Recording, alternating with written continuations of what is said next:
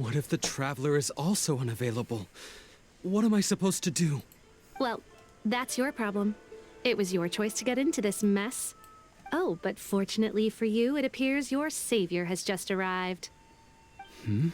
Ah, Traveler. Great, you made it. Don't worry, I'm available. Well, it's not like you were ever really busy to begin with. Songo? Compared to the Traveler, you're the one who has too much free time. No, I'm very busy. I'm busy standing here. I have to stand here all day. Even if it's a commission you're unwilling to take, your excuse is just pathetic. A commission you're unwilling to take. Yes, that's why I've asked you to come over. Allow me to explain. A key member of the Tenryo Commission has recently gone missing. No one has seen them, and their whereabouts are currently unknown. The Tenryo Commission has entrusted us to find this person discreetly because it would be a hassle for them to look for this person openly for a variety of reasons. Their name is... Kujosara. That's right. The general has gone missing. Wait, what? If the general was really missing, the Tenryo Commission would have flipped Inazuma on its head by now. And do you think they would only commission us for a case like that? Please ignore Songo's nonsense, Traveler. In fact, the missing person's name is Shikanoin Heizou. Oh, He works as a special detective at the police station. Although his rank is merely a doshin, he is quite competent and held in high regard by the police station. Do they think he's more competent than me? We get that you don't want to help Songo, but could you at least try not to make things more difficult here? Sorry, Traveler. Even though I accepted the commission, as you can see, Songo's less than thrilled to be involved in this case. because the pay is too low. Nope, not even close. If you really want to know why, it's because I absolutely refuse to deal with that brat's nonsense. The only news that could make me happier than Shikanoin has gone missing would be Shikanoin has been missing for 100 years. Damn. Needless to say, Songo and Heizou have a bit of a history. I see what you mean, they're competitors.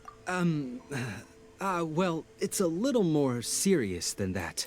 According to Songo, Heizou was an obstacle in her path to the Temple of Truth. Like a yappy dog that was constantly in the way. Even though Heizou has a unique personality, he's actually a nice guy. Really, I've learned a lot from him.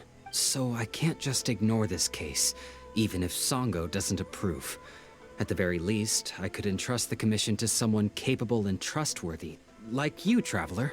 I see you're outsourcing it to me. Huh? No, it's not like that. Listen, I'll pay the entire amount originally promised by the Tenryo Commission, and I'll even personally throw in some additional funds. I'm really hoping you can take this commission, Traveler. If Heizou truly is in danger, I know he'll be safer with you by his side. Are you close with him? No problem, I'll need more information. Are you close with him? Actually, we get along great. But Songo has always asked me to keep my distance and not to act like I know him in public settings. So, when people ask, I usually just say I've met Shikanoin a few times. If it hadn't been for today's incident, well, let's not get into that. Anyway, could you please help look for him? Understood, I'll head there immediately then. Well, that's about all I have to tell you. Oh, please take this commission letter from the police station. If you find Heizou, return there and report back to them.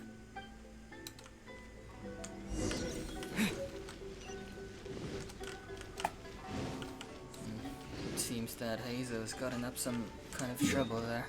I think. And it's on Watatsumi at that too.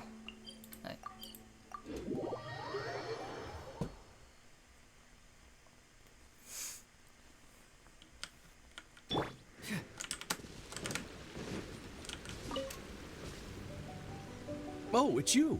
The captain of Swordfish 2? My name is Shibata. I'm in charge of the watch here. May I inquire as to what the captain needs? I'm here for information about a specific individual. Tell Shibata about the commission to find Heizou. So his name is Shikanoin Heizou, huh? Yes, I'm familiar with the detective. He used to stroll around the area. Her Excellency had assigned me to keep a close eye on him at the time, fearing that he would do something unpleasant, but I eventually realized that he acted more like he was on a trip or something. Come to think of it, I believe he was recently spotted in the area east of the Sanganamiya Shrine. Please feel free to go there and take a look for yourself. Okay.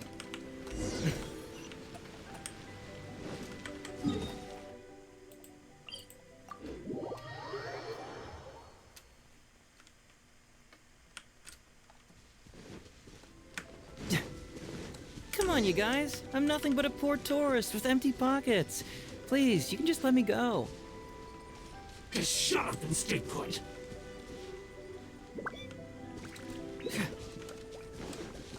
Get away! Illusion shattered! Lightning flash! Flash! My blade! Thunderclap!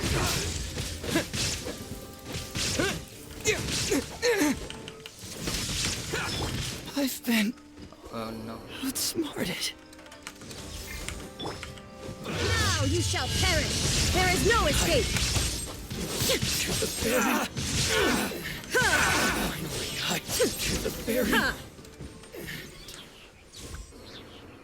Well, well, look who it is. I was wondering who could be valiant enough to wipe the floor with these guys so easily. Turns out it was the distinguished traveler. Really, I can't thank you enough. Have we met? Of course I was aware of you long before you arrived in Inazuma. Though the Sakoku decree managed to keep the country locked up, it wasn't able to stop the incredible stories about you. Every day, all of those little stories would come scurrying over to my desk, like files with little feet. I was actually thinking about going to meet you once I wrapped up the business at hand. Who would have guessed that you'd show up first? I got so excited I nearly forgot to introduce myself. The name's Shikanoin Heizou, Special Detective of the Tenryou Commission. It's a pleasure to meet you, Traveler. I wish you all the best on your journey through Teyvat, by the way. I've been commissioned to come find you. I guess that means I've taken over as the main character in your story today. I've always heard that you take commissions from all kinds of people, helping everyone out with everything you can imagine. So now it's my turn to take your help, huh? Don't mind if I do. Aren't you curious about whose commission it is? That was already obvious to me. It's no coincidence that you've arrived here. 'Cause that would be the stuff of an epic novel. The two protagonists of the story both travel to Watatsumi Island by chance and cross paths as if by fate. The traveler from afar heroically rescues the weak and defenseless detective from the clutches of the ruthless Nobushi. Traveler, you are so dreamy. Unfortunately, though, I don't believe in coincidences. So, guessing you came to me on the police station's commission, didn't you? How did you know that? I'm a detective. Can you guess what gave it away? Did you deduce it from a demeanor? You're an oracle. Did you deduce it from what I said? Did you deduce it from what I'm wearing? You're an oracle. Sounds like you already have some ideas about the work of a detective. Let me ask you this. What's that your little sidekick is holding? If I'm not mistaken, it's a commission letter from the police station. What? Paimon's just here to take a look. And hey, who are you calling a little sidekick? Paimon was worried he might be in danger, so Paimon came to help. Why are you two staring at Paimon? Is Paimon not supposed to be here? I'm not staring, I'm just taking a look. Yeah, I'm also just taking a look. He can look, but you can't. Oh, come on. Don't be like that. After all, this is the first time I've seen a voice. I must admit, I'm most intrigued. Huh? Voice? What are you talking about? A vision is an external magical focus, right? Well, similarly, a voice is an external voice box. I've heard that the Traveler isn't very talkative, but given how chatty you are, you must be his voice, right? Oh, Sounds awful! Paimon's not somebody's voice! Paimon's emergency food! No! Wait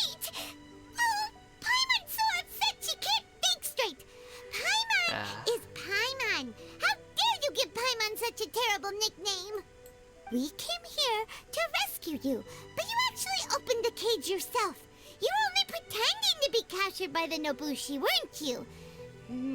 Pretty suspicious if you ask Paimon. Come out with it, mister. What kind of schemes are you up to? Sheesh. For someone who says they don't want to be a voice, you sure do talk a lot. Yes, I'd also like to know what you're doing here, Detective Heizou. Well, let me think for a moment. Yes, all this started a long time ago, during the war.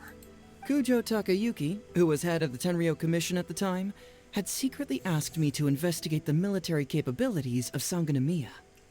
But I had already grown tired of the guy for a while, so I simply treated the trip as a paid vacation. I had heard that Watatsumi Island is really beautiful. As for the mission, I thought I'd just come up with some random excuses or whatever when I reported back. But guess what? The first night I arrived on Watatsumi Island, I had a dream. The dream contained only one message, an echo resounding from the depths of the earth that kept ringing in my ears, saying, Saying what he "Something vital is missing on this island." Something vital is missing on this. Isn't that bizarre?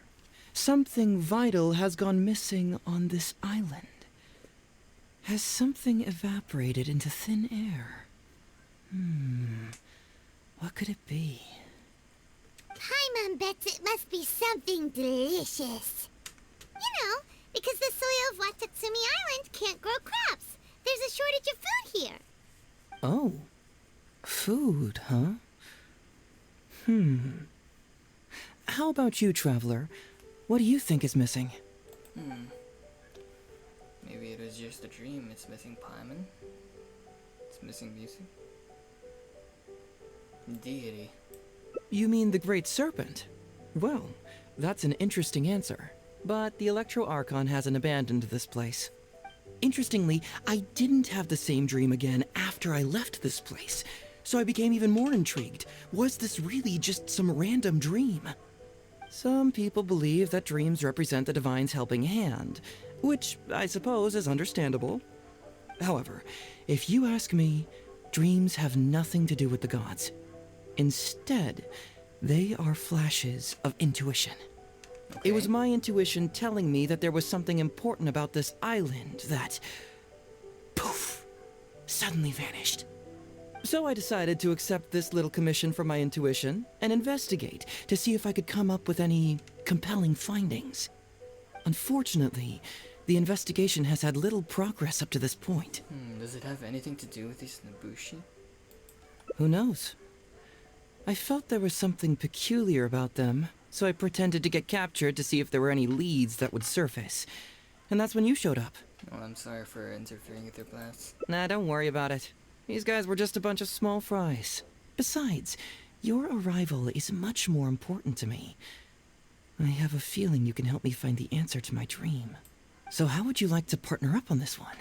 We can work together to solve the mystery. But I have commission to fulfill. I have to bring it back first. Yes, of course, I understand. But let me ask one more question. Did the police station say they are looking for me because of something important? No, they didn't. Well, then it's probably nothing major. Most likely they're short on staff or something petty like that, and they happen to remember their model employee. So since we're already here, why don't we just solve this puzzle together? Once everything is settled, I'll gladly accompany you back to the police station, or anywhere else you'd like to go. What do you think? I'm curious about your dream, but it's my duty to bring it back. I'll assist your investigation. I think your dream is really out there, but it'll tag along since you're determined to stay.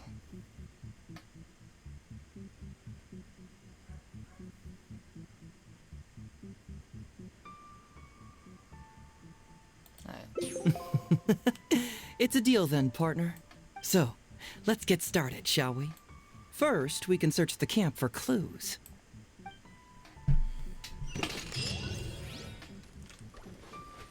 Hey, isn't this crystal mirror? Ooh, what's the shiny thing? Oh, it's a Sango Pearl!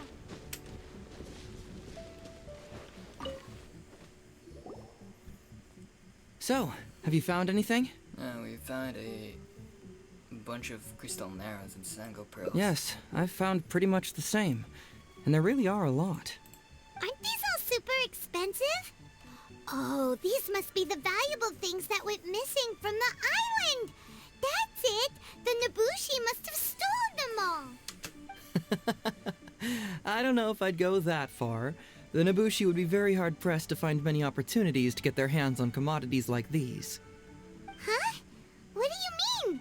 Did the Nobushi gather all this themselves? No, that's unlikely. Crystal marrow is a rare material for crafting weapons, and Sango pearls are an even more precious commodity. Here's what I think. Due to Watatsumi's poor soil, the island's economy is quite fragile and heavily reliant on the trade of these special resources. So, it's absolutely vital that they keep them under lock and key and well out of the Nobushi's reach. Which means they got lucky with a huge batch like this. My guess is they ambushed a caravan. If we go ask around the Sangonomiya Shrine, we can find out if there have been any recent instances of caravans being plundered. I know someone at the shrine. Follow me. Perfect. I knew you'd be a huge help. Well, duh! The traveler is Paimon's companion after all.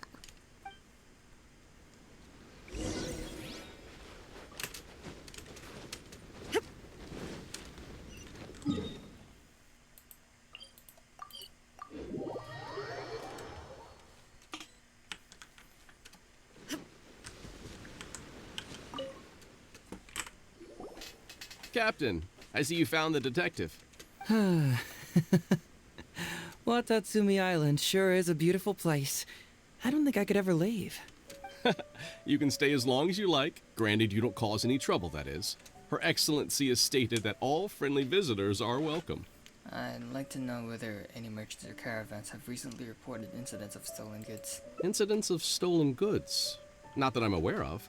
Her Excellency has recently launched several measures to boost the economy, including the development of trade routes and establishing our own caravans. Troops have also been deployed to protect them, so it is only reasonable to assume that the current trade routes are already very safe. Any looting or theft would be practically unthinkable. That's strange. Then where did the Nobushi get those goods from? Huh? You mean you found goods of unknown origin? Yep, and it's all Sango pearls and crystal marrow, so we know it's local. Could there have really been a theft that hasn't been reported? That shouldn't be the case. Well, perhaps you could go ask Todoroki. Todoroki? He's responsible for the caravans and is usually in the village at night preparing the goods. If something has happened, he should know about it. Great. Thank you for all the info. Let's go. Hey, traveler! It's been a while. I've missed you. Why didn't you inform me that you'd be coming over today? General Goro. You're dismissed, Shibata. You may go about your other duties while I catch up with the traveler. Yes, General Goro. I overheard you discussing a case of stolen goods. Is that right? That's right! We found a lot of Watatsumi's valuable products in a Nobushi camp! You thought it was fun. Nobushi comes to Goro. I see. So you've come to ask if we know of any relevant cases. I'm ashamed to say that, yes, the caravans have been plundered. And not just once, I'm afraid. We had already dispatched additional forces to protect the caravans, yet the crooks still managed to get away with the goods. And you're concerned that if this kind of news were to get out, it would undermine the confidence of other caravans. So you didn't make it public, and instead kept the news to only a select few. That's correct. I never expected you to be so concerned about Watatsumi's affairs, Detective Heizou. Just a force of habit, really. As a detective, I notice these kinds of things. Oh, so you two already know each other? Actually, I've only heard of Detective Heizou from the soldiers' reports. We've never met in person. Darn it. You're right. Now that you mention it, I've been on Watatsumi Island all this time and still haven't properly introduced myself. Man alive, please forgive me. It's a pleasure to meet you, General Goro. I'm Shikanoin Heizou of the Tenryo Commission. Yes, it's a pleasure to meet you too. I'd like to express my gratitude to you for stepping in and helping recover those goods. Don't mention it. You never know what you'll find when you're out for a stroll. But if the source of the problem is not addressed, I'm afraid this sort of situation will continue cropping up for you. Yes, of course. Not only have we reassured the affected caravans, but we also dispatched personnel to investigate the culprits. The reports indicated that the stolen goods were being delivered to a merchant of the International Trade Association named Godot. It all seems pretty unusual. We suspect that there are bigger players behind Godot, and that their target is none other than Watatsumi Island's valuable resources. But unfortunately, it would be difficult for us to investigate further, given that... Given that Rito, the island where the International Trade Association is located, is not part of your territory, yes. They have cleverly picked their base of operations. I can see you catch on quickly, Detective Heizou. It's my guess that you're telling us this because you're going to ask us to assist you in finding who's behind all this, right? You're always thinking one step ahead. Yes, those were exactly my intentions. And of course, we will prepare a generous reward for you. The recent end of the war, trade and commerce have now become an important component of Watatsumi Island's development. Ensuring safety of the trade routes is critical, and we can't afford any further incidents. So, will you please help Watatsumi Island, Detective Heizou? I'm willing to assist, but it all depends on what he wishes. As the captain of Swordfish 2, it's my duty to help Watatsumi where as a good friend should go. Yes. Great!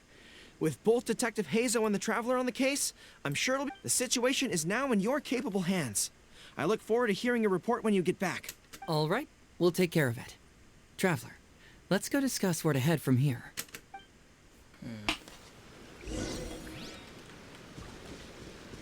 Exercise caution when traveling to Rito. If you come across any unexpected dangers, retreat first. Your safety is the priority. You must approach this issue with a long-term strategy in mind.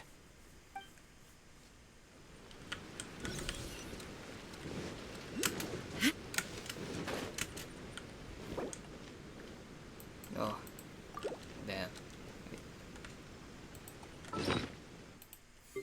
Let me get this up real quick. And then, boop. Right.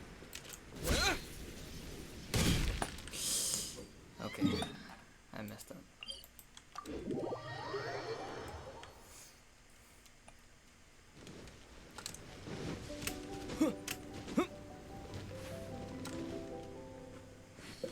Hey! Why are we talking way over here? Oh, you're not trying to get away from Goro so he can't overhear us, are you?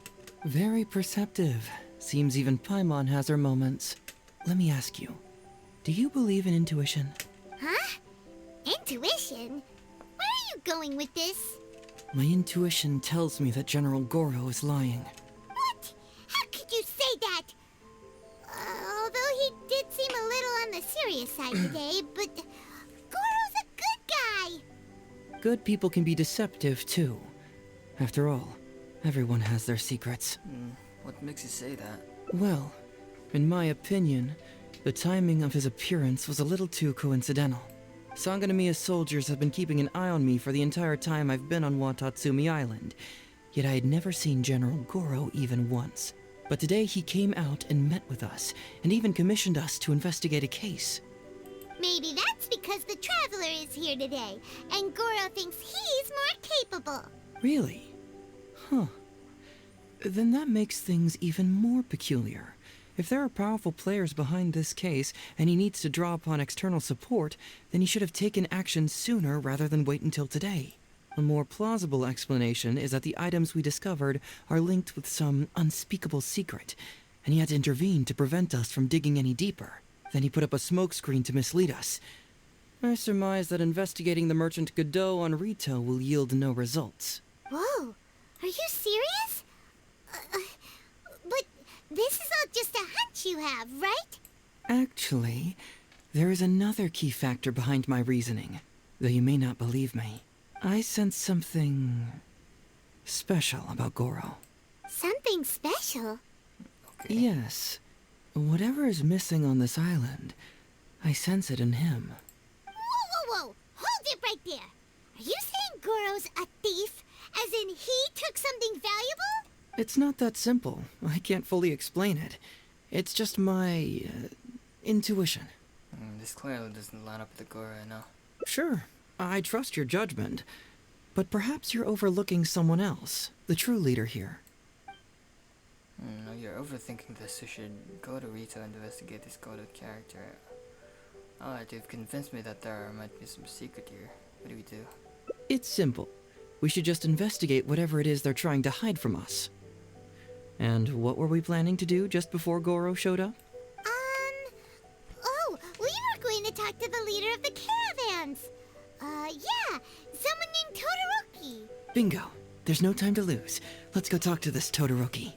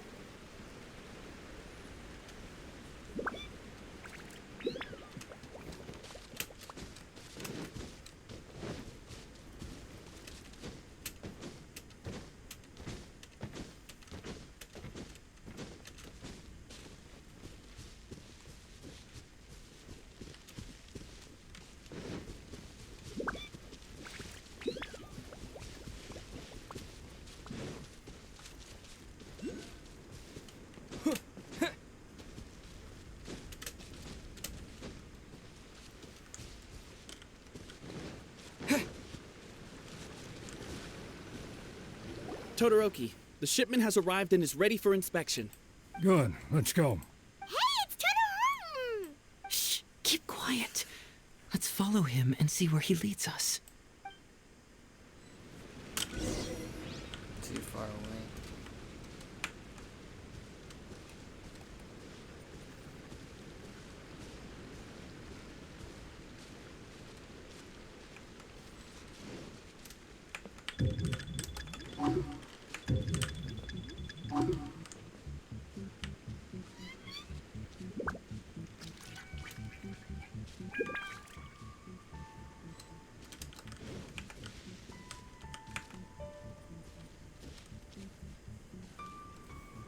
Your intel was spot on.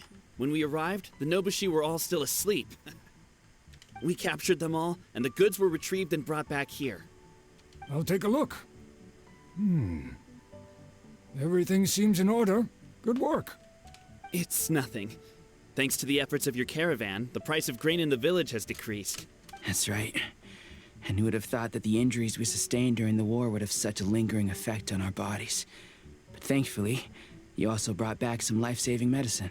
Things are improving thanks to the help from those up top. Oh, by the way, what is the state of the village's inventory? Make sure that it's confirmed tonight.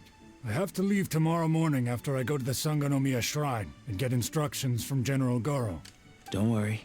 We've already prepared the list. Just follow us. Huh? The soldiers from Sangonomiya seized the Nobushi stolen goods? But didn't Goro say all the stolen goods were headed to the International Trade Association? And Todoroki said he'll get instructions from Goro tomorrow. Interesting. It appears these seized goods were never stolen. There's something else behind all this. Now's our chance to look around and see if we can find any leads. Glaze lilies? What are these doing here? Shouldn't it be crystal marrow or something? All right. Let's see what we can come up with here.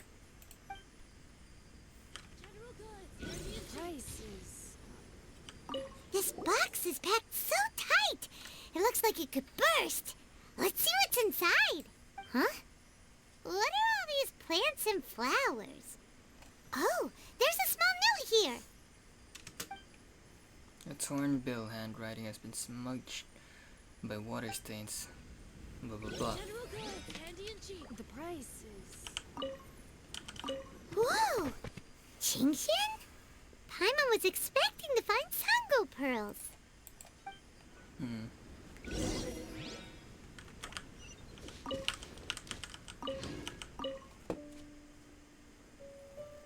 So, did you find anything?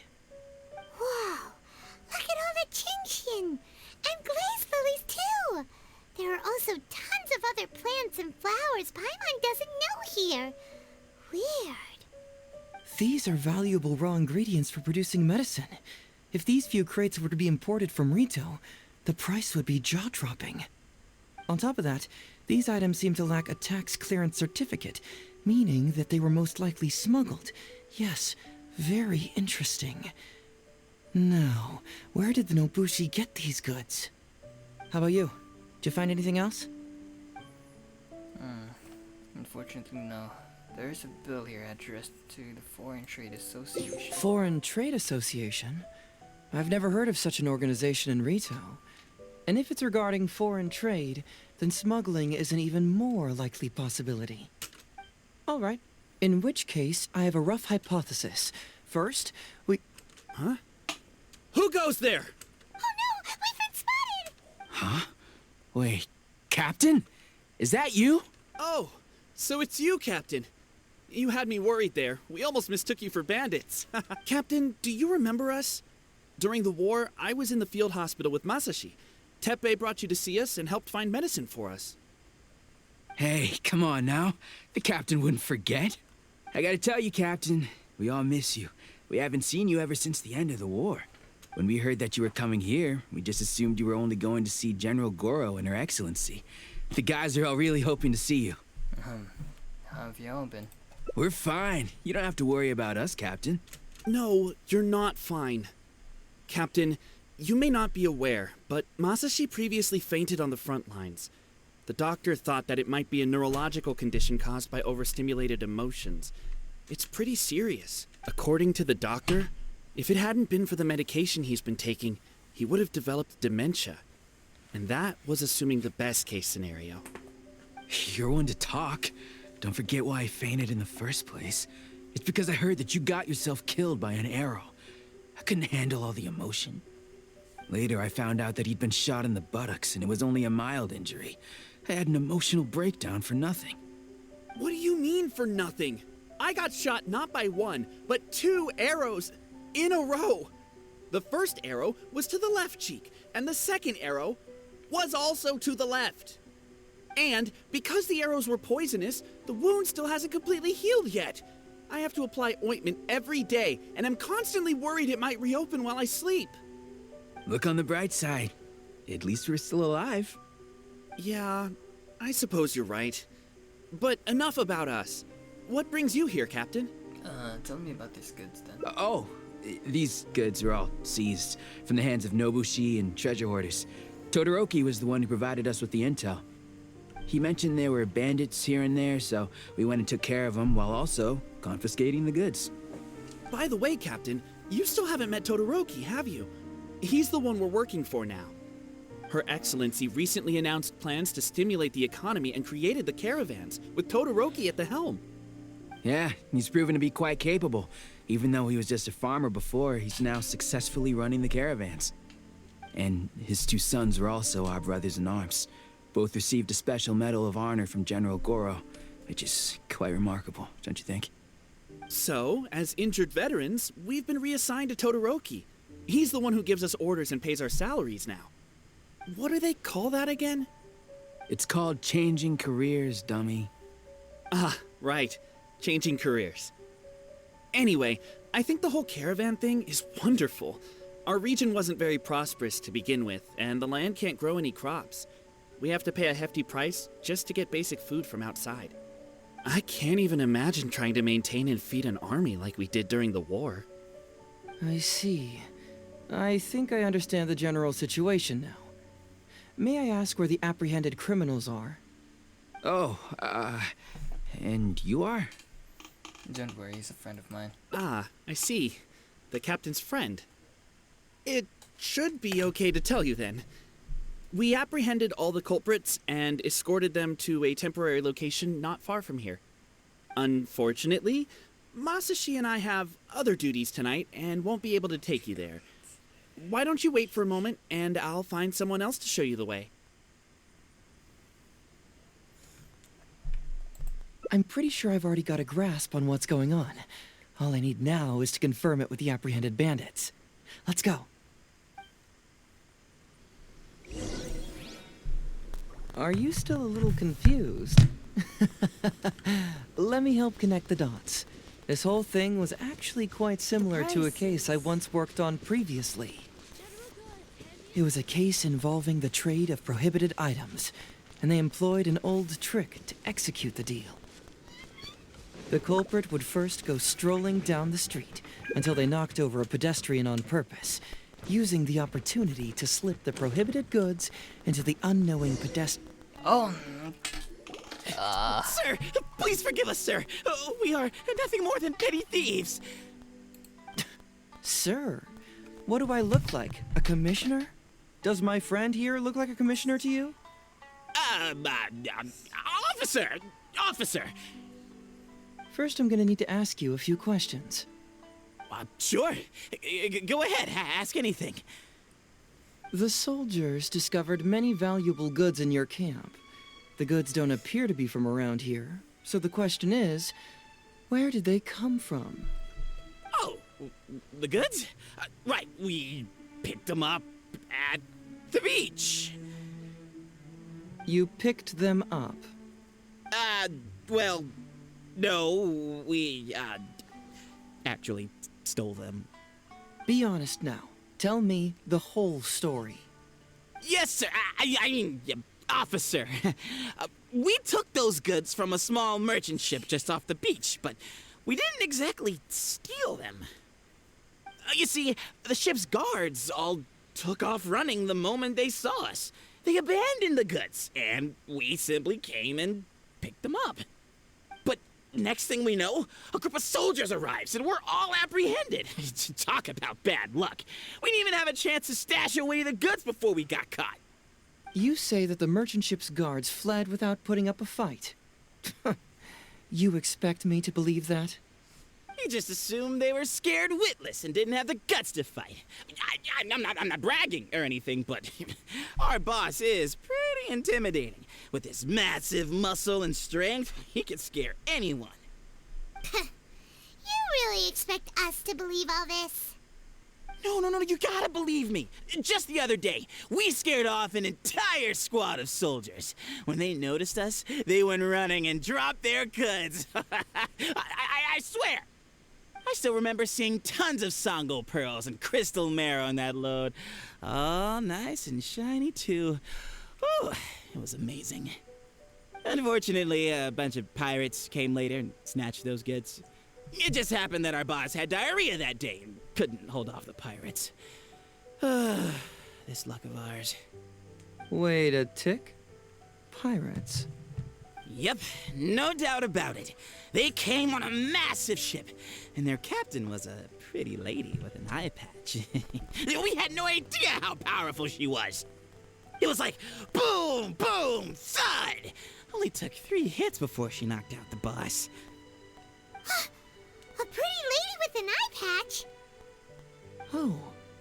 Does this description remind you of someone, Paimon? No! Doesn't remind Paimon of anyone. Okay. And how about you? come to think of it, all pirates wear eye badges. Nah. I don't think that's the case of me neither. Really? Okay, I'll take that as a no, then. It appears that the situation is just as I suspected. Todoroki is striking a shady deal with a group of pirates, while General Goro appears to be assisting with the cover-up. What? How could that be? Todoroki said that he'd be going to Sangonomiya early tomorrow morning to get Goro's instructions before the caravan leaves. Now is the time to address any doubts you may have. Tomorrow morning will be our moment to confront them. Hopefully, my final question will be answered then as well. Your final question? The question of what important thing this island is missing. I can feel some connection to the question in Goro, Todoroki, and even to Kuda and Masashi. Hopefully, we'll finally have an answer tomorrow. Let's get some rest. I'll see you at Sangonomiya tomorrow morning.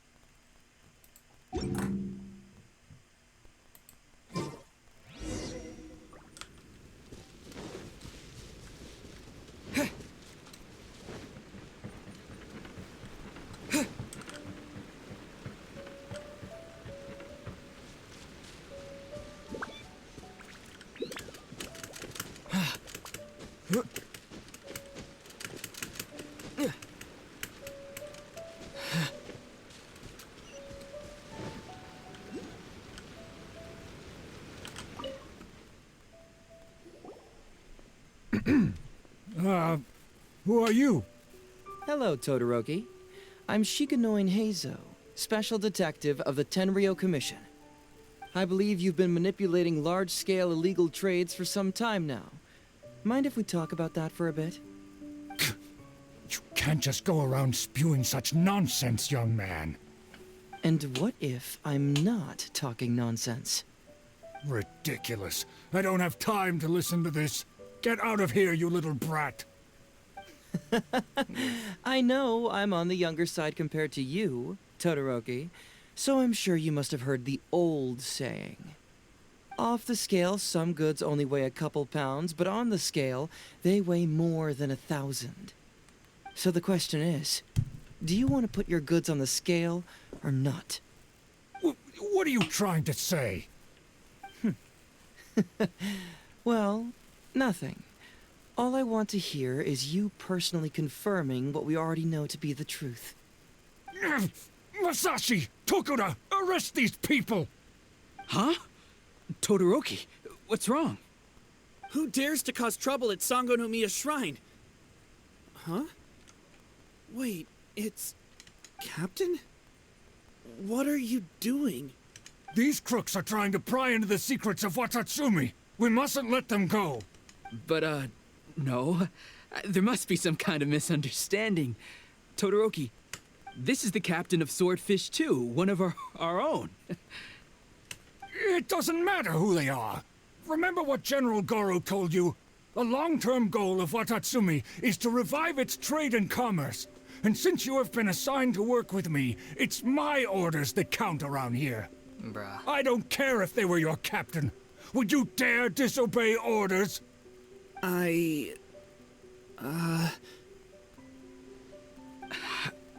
What do we do? Well, what are you waiting for? All right, I see how it is. If you two won't do it, I will. I really hoped it wouldn't come to this.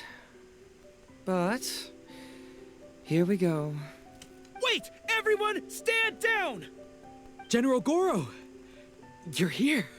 My apologies, Traveler, Detective Heizou. I wasn't telling you the truth. Todoroki, the Traveler here is the hero who saved Watatsumi Island. Without him, Watatsumi Island would never have found the peace it has today. We mustn't raise our weapons against him. How could you be so naive, General Goro?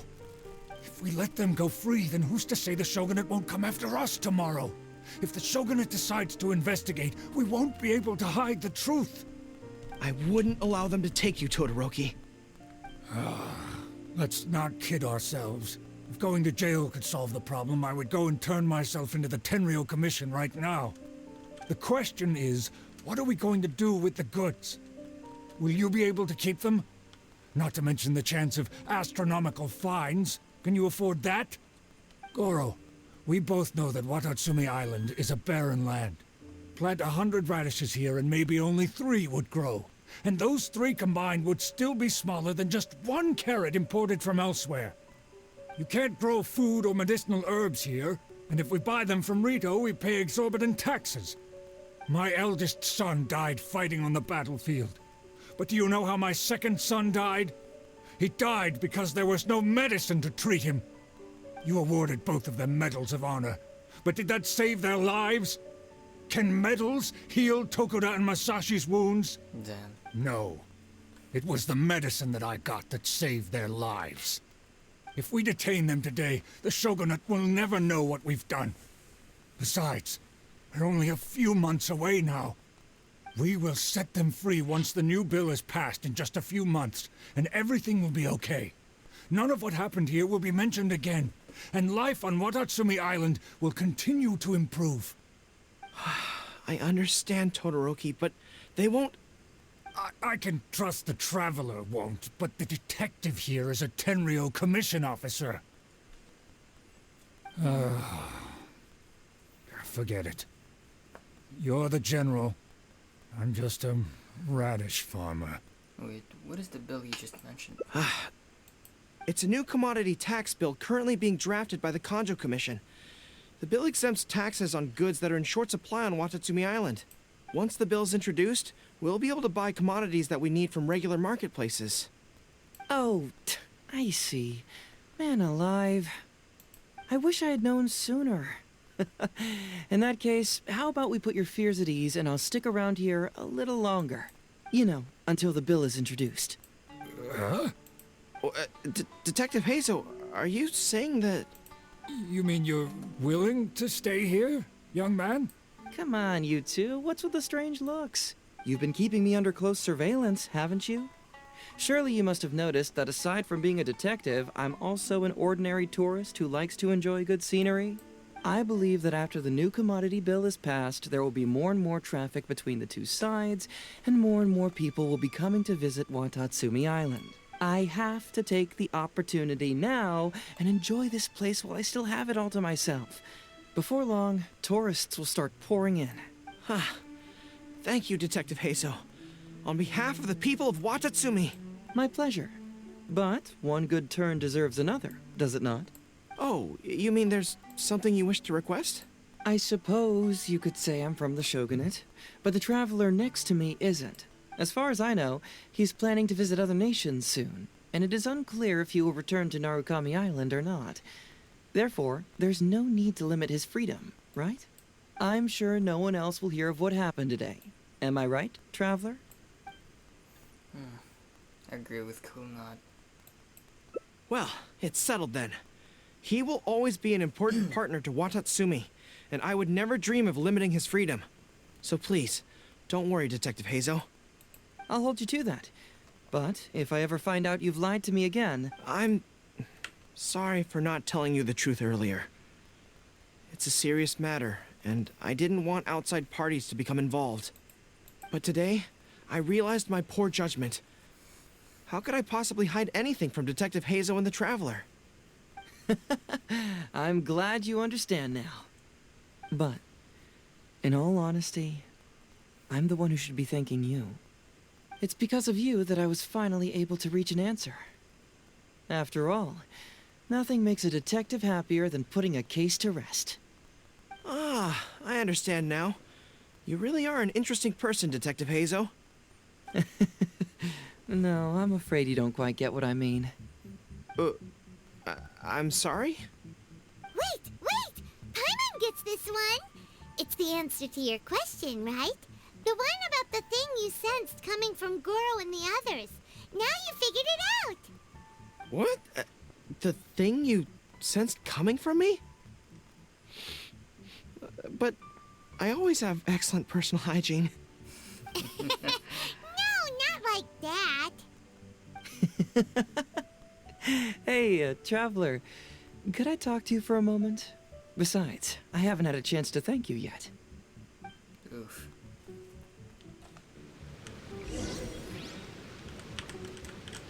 I apologize again for not being completely honest with you. I truly am sorry, but I had to do it.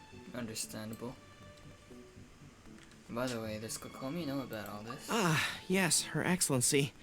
Well, let's just say that the war brought many terrible things while also forcing us to learn a lot. Right, but that still doesn't answer the question. Well, aren't you curious about who's been pushing for the new commodity bill? It certainly isn't the Kanjo Commission, because it doesn't immediately benefit them. And we don't have any connections there. Yeah, it's kinda as if the gods suddenly appeared to offer you a divine hand. Yeah, the gods. I was invited to attend the Iridori Festival on Narukami Island with Her Excellency a while back. At the festival, I waited in the marketplace while Her Excellency... Went to see Lady Yai. She went to the Kanjo Commission to see Lady Yai, purportedly for a book review, but there were other items on the agenda too. The meeting wasn't made public. Following her return, we began our attempts at boosting commercial activity, and it wasn't long before there was a push for a new commodity bill on Narukami Island. So, what do you make of it? Do you think Her Excellency knows about this?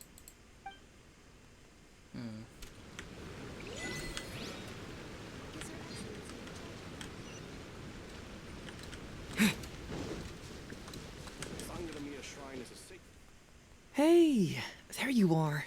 Come here. Look. It's beautiful, isn't it? Watatsumi Island. It's remarkable how such a barren land can give life to such wonderful and stunning scenery. To be honest, I am grateful to you for this trip. Before you arrived, I was running around like a headless chicken. Even if I happened to find out what was going on here, I wouldn't have been able to uncover any concrete information without you present. I'm just sorry that I promised I'd accompany you back. It appears that I won't be able to do so for the time being. So please, cover for me in the meantime, okay? Have you really decided to keep the whole thing a secret? It's all in the past now. Let's just chalk it up as an intriguing experience I had on my trip here. Besides, that's not what I wanted to investigate anyway. Now that you have the answer you're searching for. Yes. Everyone you led me to and everything they said brought me closer to the answer. And now I finally get it. Watatsumi Island is an ancient land where the soil is poor and many crops do not grow because it's lacking a certain thing. But what the inhabitants of this land do have is bravery. They were courageous enough to stand up and resist the gods and accomplish what they knew could not be done. This is yet another instance in which that certain thing shines. That missing element. That certain thing is what I sensed present in Goro, Todoroki, Tokuda, and Masashi. Which is the true vitality of this land. I guess I was mistaken when I declared that something was missing. That something from this island had evaporated into thin air. Because even something that evaporates is not gone. It's still there, just in a different state of being. When water is heated by fire, it evaporates and eventually finds its place in the sky. Similarly, when the land was harmed, its vitality evaporated and eventually found its place among the inhabitants. This is the final answer I've been searching for. Anyway, thanks again. You know, even though we just met, I wish you could be my partner all the time. Call me Grady, I guess. That was interesting. But, of course, I know that's impossible. You have your own journey to complete. So I'll just keep doing what I can. Hopefully keeping my memories from evaporating safe and sound in my mind. That way, I'll always be able to remember these beautiful things. The beauty of Watatsumi Island. The people who are full of life and vitality. And you two, who are by my side.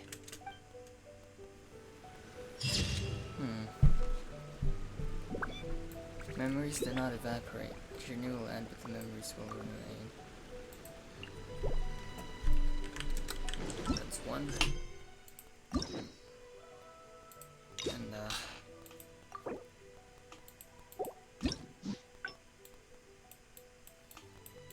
okay.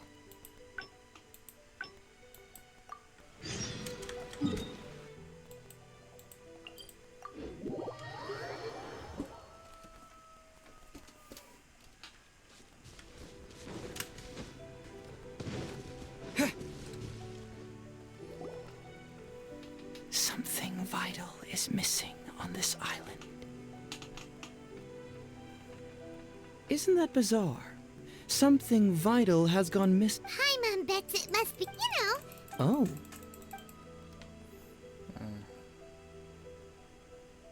Is it missing music? Perhaps Watatsumi Island doesn't value your little partner as much as you do. Well, as long as the Traveler still appreciates Paimon, then that's fine. Interestingly, I didn't have the same dream again after I left this place, so I became even more intrigued. Was this really just some random dream? Some people, however, it was my intuition, so I decided, unfortunately, the investigation, who knows? Nah, don't worry about. So how would you like to partner up on this? Yes, of course, I understand. Well, so since we're already here, once everything is settled... what a sterling example of dedication. In that case, I'll accompany you back to the police station first. We can discuss the issue of Watatsumi Island later. Okay. Then, I'll go back to the Catenary Commission then.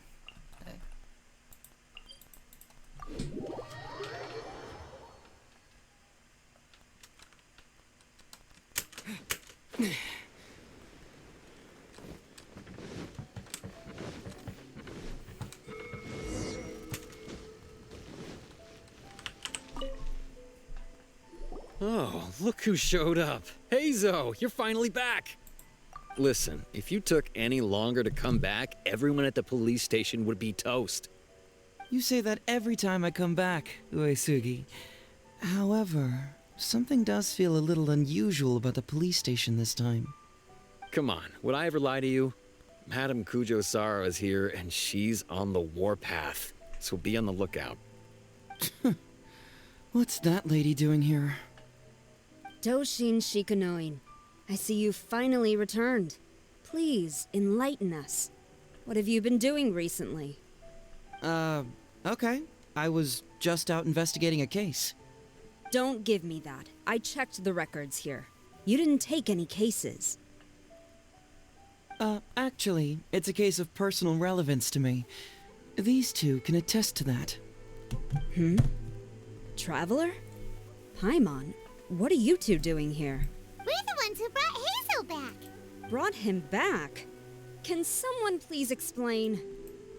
Well, Madame Kujo-Sara, because we couldn't locate Doshin Shikanoin, we commissioned Detective Ryuji from the detective agency. Shortly after, Ryuji returned to tell us, that he had given the commission to the Traveler, and then... It used to be that the Tenryo Commission assisted others with disappearances, but it seems these days others are now assisting us. You've done it this time, Shikanoin. I think I've really seen it all. I mean, is it really so unusual for officers and citizens to assist one another? Actually, you did seem to be investigating a case. Yeah, it was kind of weird, but it was definitely an investigation. He even pretended to be captured by Nobushi and treasure hoarders. Oh? Is that so? Well, since you were testifying for him, I suppose I won't ask any more questions. But since you're here, I have an extra favor to ask. I'd like you to be Shikanoin's temporary supervisor. It'll be your duty to ensure that he handles his case properly, and that he doesn't disappear and neglect his work again. I'll be sure that the police station prepares the appropriate compensation. Oh, yes, Traveler. I'm sure we'd all really appreciate it. You cast a quick, inquiring glance at Heizou. Heizou seems to be happy with the idea. Understood. You should thank the Traveler this time, Doshin Shikanoin. Otherwise, I don't think I would have let you off so easily. Here, take this letter of complaint. It's written against you. Please consider carefully what to do with it. I do not wish to see another one. Understood? Huh? Someone filed a complaint? That can't be right. Why would there be a complaint letter? You must not be doing your job properly, and now you're attracting complaints. No, it really doesn't add up. You two don't get it. Although Madame Kujo-Sara just made some harsh remarks, we all know that Heizou-senpai is a real whiz when it comes to cracking cases. He's the biggest asset on our team. Several leaders have risen through the ranks as a result of his achievements. He's definitely no slacker. Then he must have gotten himself into some kind of trouble. Well, let me see what's the deal here. Oh, and since you agreed to be my temporary supervisor, you'll find the desk where new case files are kept right over there. Would you mind helping me check what cases I need to deal with? I think you need to deal with your complaint letter first. Of course, but first I have to confirm what's going on, and whether or not the letter's legit. Please, have a look at the case files first.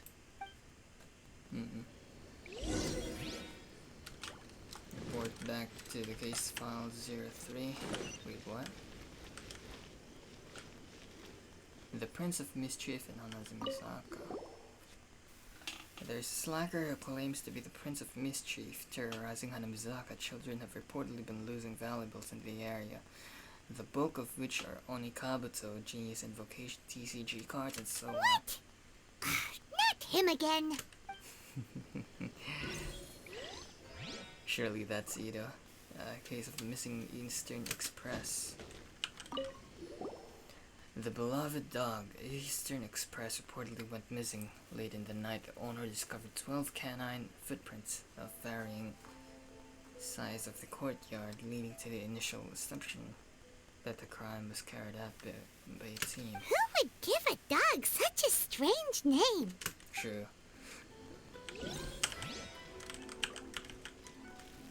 An approval reply for the Heizou top. I'm sorry. I'm having coughs. This is COVID, definitely. Heizou Talks Fraud. Police station, your application for the public awareness campaign Heizou Talks Fraud has been received. Following review, your station has been authorized to run the performance with Shikano Indoshin, in charge of the related work. The headquarters of the Tenryu Commission. Heizou Talks Fraud? What's that? Sounds interesting, whatever it is. True.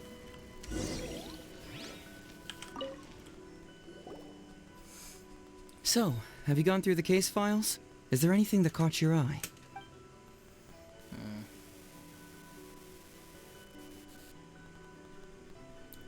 The Prince of Mischief, that's definitely Ito. And a dog named Reply from Heizou Talks Fraud. Oh, have they approved it already? Huh. The Tenryo Commission certainly has become more efficient ever since Kujo Kamaji took office. So, what is Heizou Talks Fraud? It's an anti-fraud public awareness event. Basically, think of it as a short play about fraud. We'll get a few people to perform an entertaining drama in order to raise public awareness about the issue. Ooh, so it's a play? Paimon likes the sound of that. I thought you're the only one interested in major cases, not petty things like fraud. Well, see, fraud is a major issue here. You've traveled between different nations. I'm sure Mora isn't really an issue for you. Sure. You have to understand that scamming the poor of their money is essentially robbing them of their lives. Left unchecked, the situation could potentially deteriorate into something more serious. That makes sense. But will putting on a performance really work? It's hard to say. Preventing crimes is more difficult than solving them, there's no doubt about that, but prevention is also a more worthwhile cause. Maybe only a small number of people who attend the event will ever actually encounter a scam artist. And even then, of the handful of attendees who encounter said scam artist, I doubt many of them will be able to see through the scammer's ruse.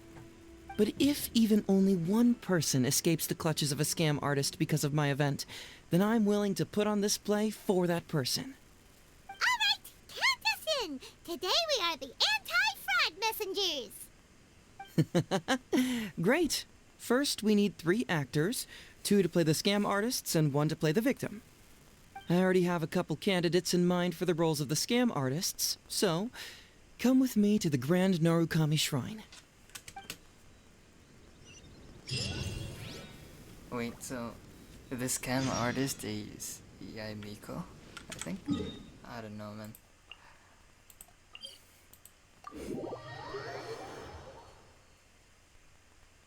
Ooh, if we're going to the Grand Narukami Shrine, are you planning to recruit Miko for your play?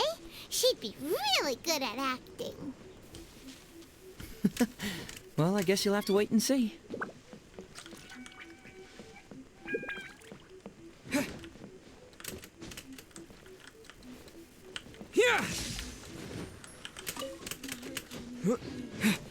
See that he stays safe. Heizou, what are you doing here, you little brat? Oh, and the Traveler, too. So, I assume you're here to see Lady Yae? I honestly don't know who we're here to see. Hey, come on, cuz. Maybe I'm just here to see you. Don't play your little games with me. If the Traveler isn't looking for Lady Yae, then you must be here looking for Etsu, right? You still know me best, cuz. Etsu. Please wait here. I'll go get her. Huh, so we're not here to see Miko? Bummer. I'm flattered, but even if I wanted to, do you really think I could convince Lady Yae to join a little event like mine? Get the Traveler to ask her next time. He can do it. Well, hello, Detective Heizou. It's been so long since you last came to see me. You know, it's cruel to keep a girl waiting. Hey, community service isn't all bad, is it? I'm sure it's better than prison, at least. Prison? That's right. I was careless and found myself caught up in a case of fraud. Detective Heizou arrested me, and I was sentenced to prison. For the record, I'm not the one who technically arrested you. Oh, come now, Detective Heizou. Don't pretend like you don't remember the part you played. You have a cold heart, Detective. Colder than an icicle in the middle of winter. How would those Doshin have nabbed me if you hadn't provided evidence of my involvement and whereabouts, They were so bland and functional. Not like you, Detective. When you took me down, you knew exactly what you were doing. Leo? So, how did you end up here at the shrine? I'm here doing community service, of course. After all the information Detective Heizou managed to squeeze out of me, he promised to help secure a reduced sentence from the court. But in the end, they hardly reduced my sentence at all. Even after serving a lengthy prison term, I am still required to perform community service. I have to spend the entire day sweeping leaves or wiping floors. Just look at what the work has done to my soft and delicate hands. Bruh. So, don't believe a word that comes out of his mouth. I helped you get community service because you were credited with assisting the investigation. But if you find it too exhausting, I can always send you back to prison again. Oh, come on, Detective Heizou. Now you're just toying with me. Don't give me that. Listen, I'd like to invite you to the anti-fraud event I mentioned last time. It's tomorrow night, and you'll be a VIP guest. Let's see. Appearing in the event would be equivalent to, what, 5 days of community service? How does that sound? Only 5 days? That's hardly anything. 5 days not enough? Okay, how about 4 days? Hey! That's a day less than what you just promised me, Detective Heizou. Oh, my mistake. 3 days. All right, I'll go. Just stop playing with my heart. And may I ask, will they also be coming as a guest tomorrow night? Hi, I'm using. No wonder you're treating me so coldly today, Detective Heizou. Looks like you found someone else to keep you company. And what a charmer they are. I get what you see in them. I mean, you'd have to be blind not to. Etsu, now's not the time.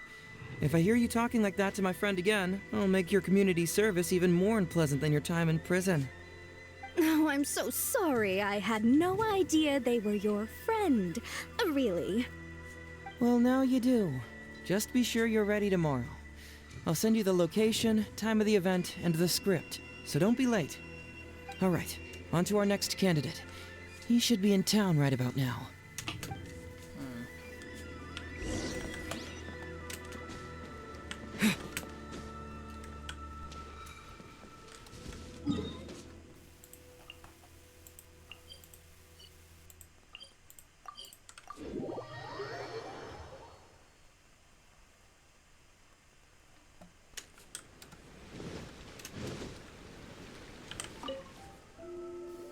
Mr. Iba, how are you doing? Oh, well, if it isn't Heizou. Thanks to you, I haven't kicked the bucket yet. Well, it's good to see you're alive. And well. All right, out with it. I know you wouldn't come see me for nothing. I see you're still sharp as ever, Mr. Iba. Look, have you had a chance to think about that anti-fraud event I mentioned to you last time? You can forget it. I'm pushing 71 this year. You think I want to make a fool of myself? Are you sure? You know, this event is very well funded. And now that the Sakoku decree has been repealed, I heard that your granddaughter Kazumi wants to take the chance to travel. If you participate, she can go without worrying about money at all. Huh? How did you know? Sure, I paid a hefty fine at the time, but I can still afford her travels. Hefty fine. You're Heizou's colleague, aren't you? How haven't you heard about this? Well, it just so happens that Mr. Iba was a well-known figure in Inazuma back in the day. His Iba Trading Guild was even bigger than the current International Trade Association. Don't bring it up again. If I hadn't been misled by that foreign merchant, I never would have become a commercial scammer. Fortunately, young Heizou here has some respect for the elderly, and applied for a probationary sentence. Otherwise, I don't think I would have ever seen the light of day again. Well, if Heizou was so good to you, then you should help him out too. He's not as innocent as he looks, you know.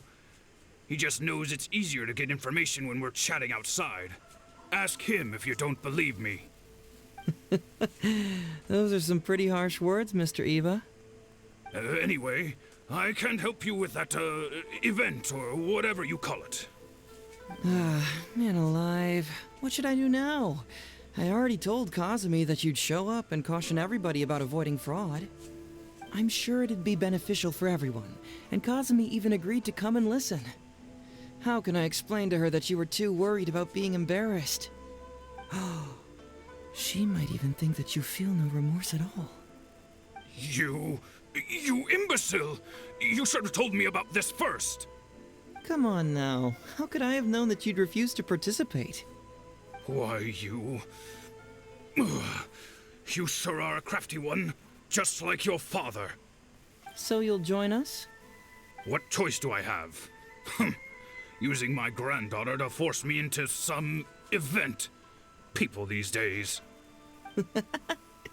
The world needs you to step up.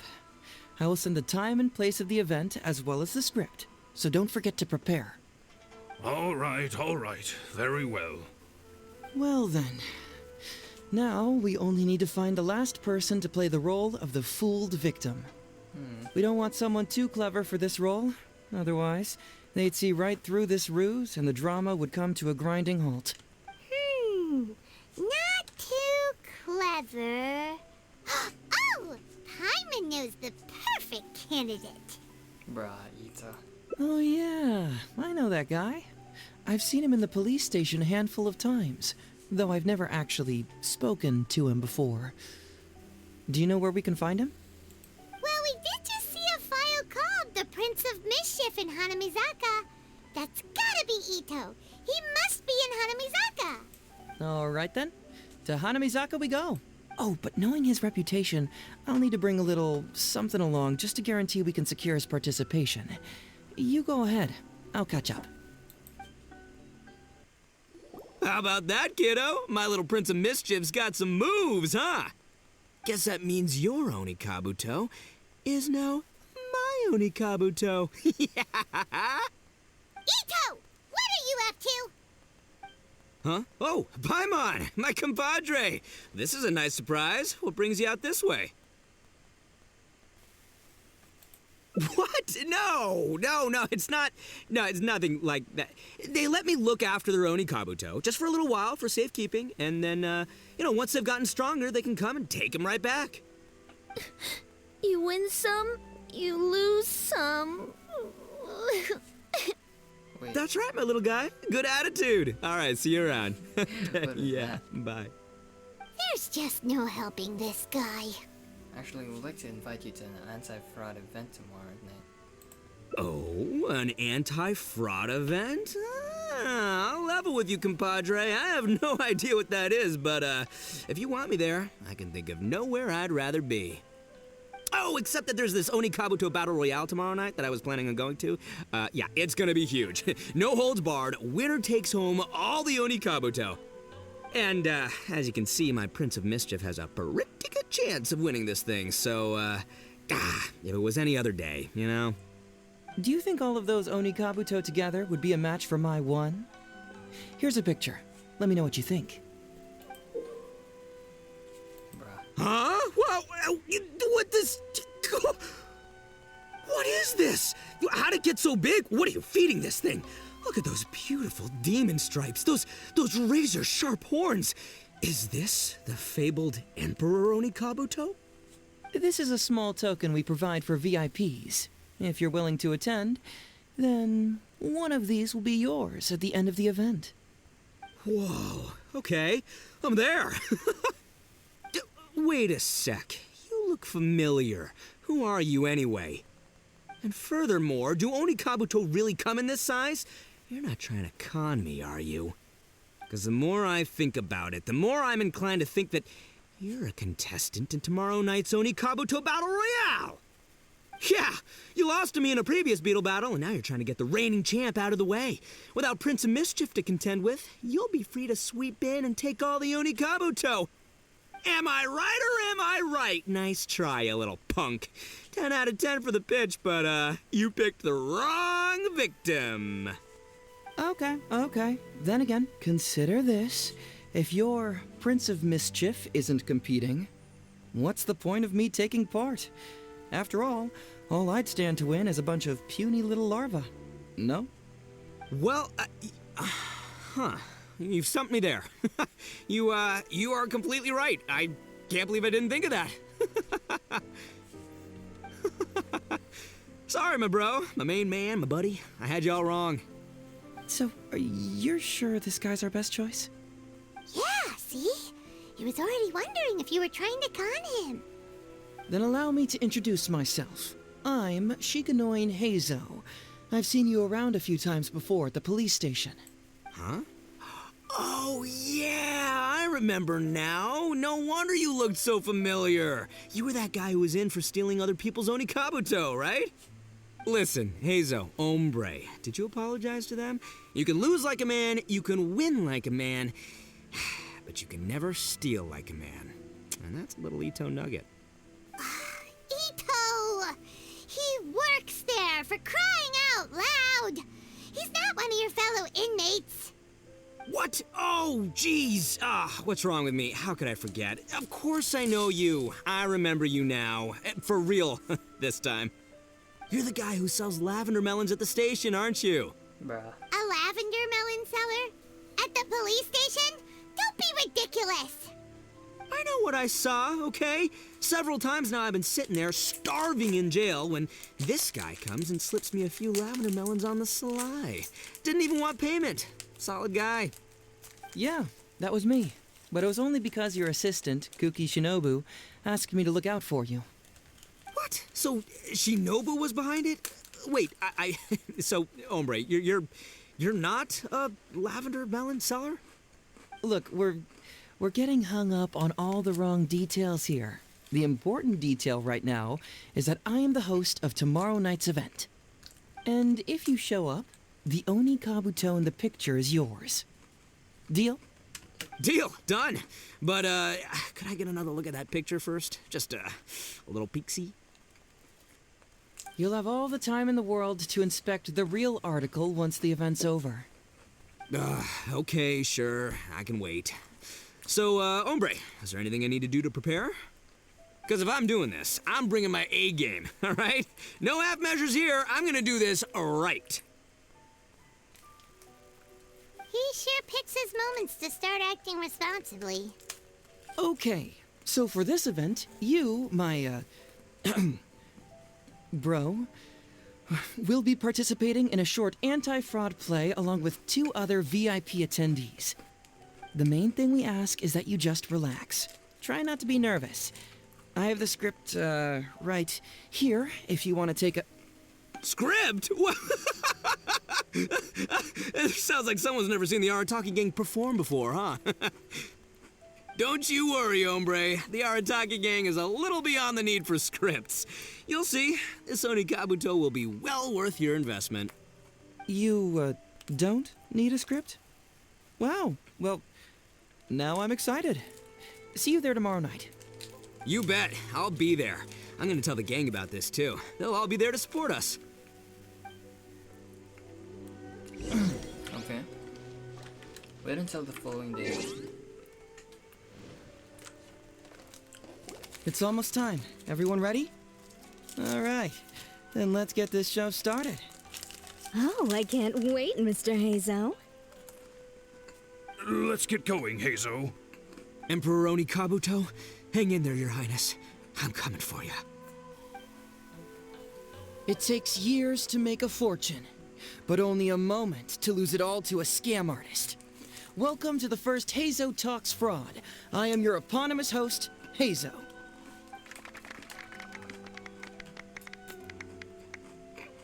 Okay, I'm delighted to have you all here today to explore the topic of fraud. To help everyone avoid becoming the victim of scam artists themselves, we thought we'd invite several VIPs with a lot of experience in this area to perform a little play with an anti-fraud message. Please join me in welcoming to the stage Miss Etsu, Mr. Iba, and the venerable gentleman, Mr. Arataki Ito. Without further ado, let the show begin.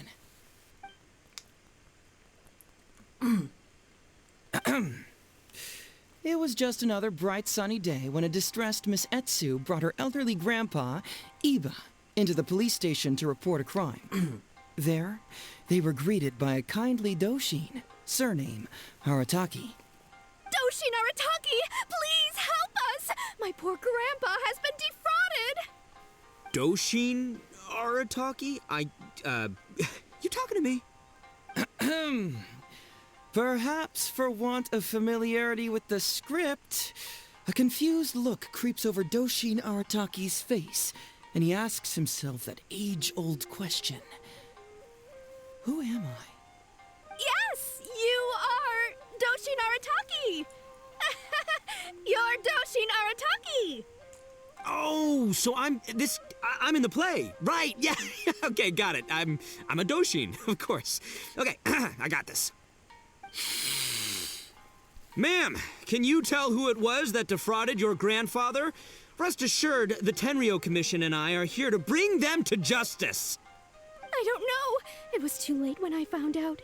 They took all of my grandpa's money, and all they left was this note. Doshin Arataki frowns as he realizes this is more complicated than he thought. He takes the note in his hand and reads it out loud. I am the Raiden Shogun. I am currently being held hostage by the Crux fleet and urgently need 200,000 mora to secure my release. Please place the ransom mora on the north coast of the deserted island. When all of this is over, I will promote you to General of the Tenryo Commission. It's the almighty Shogun! We cannot let Her Excellency come to harm. But this is a scam, surely. I mean, 200,000 mora? Kinda lowballing it for the Electro Archon, don't you think? Shouldn't it be like, 300 thou at the very least? Well, I sure thought so, but Grandpa's already parted with the money. Oof. Well, then we gotta get it back. Is there still time? Before I could go out to look for it, Grandpa received another note. Doshin Arataki takes the note and reads it out loud. I am Miss Hina. I am currently raising funds to publish a photo book. I urgently need 300,000 mora for publishing fees. In return for your support, you will receive a limited edition signed photograph. It's Miss Hina. We can't leave poor Miss Hina in a tight spot. You're right, Gramps. Is 300,000 mora enough? I can spare some too if we need to make up the difference. Maybe I can get a photo of Miss Hina too. We gotta help Miss Hina out here. It's a scam, Doshi Naritaki! Snap out of it! Oh, right, yeah, no, yeah, because if Miss Hina needed funds, she'd come to me first, as her #1 fan.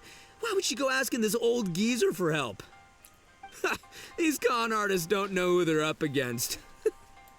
Well, anyway, not long after Grandpa handed over the money, he received yet another note. Doshi Naritaki grabs the note and reads it aloud. I am Arataki Ito. I was recently framed for a crime I totally did not commit, and now I'm stuck here in prison. I am in urgent need of 500,000 mora as bail. In return for your help getting me out, I will bring the whole gang over to thank you personally at your house. Must be a scammer, surely. I've never heard of this person, and they're asking me for 500,000 mora. Wait a minute. This is a scam. I'm Arataki Ito. You are? But your name tag says... Doshin Arataki follows Miss Etsu's gaze to the name tag emblazoned on his chest, which reads, Arataki Shmito. Shmito. What kind of whack job script is this? Am I me or ain't I? So, the bail money? Nope, no way, not a chance. Arataki Ito would never ask innocent people for mora in order to post bail. Whoever wrote this is a liar and a cheat, and we gotta get out there and get this guy off our streets. But just as Doshin Arataki is being overcome with righteous indignation, the sound of Miss Etsu's weeping brings his attention back to her.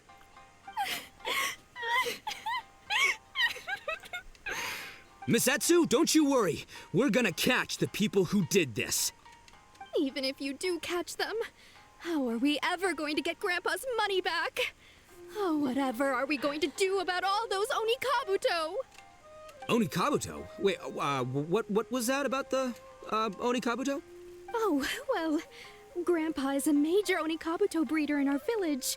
His are the biggest and strongest Onikabuto around. People come from far and wide to buy from him. We recently received an order that was too big for our current capacity.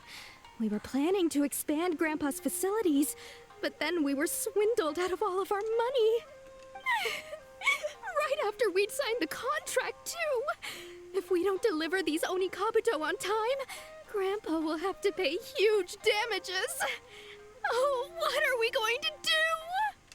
Man, what's that saying? It's like, it never rains, but it snowballs. Exactly what we're dealing with. Etsu, my dear, don't worry.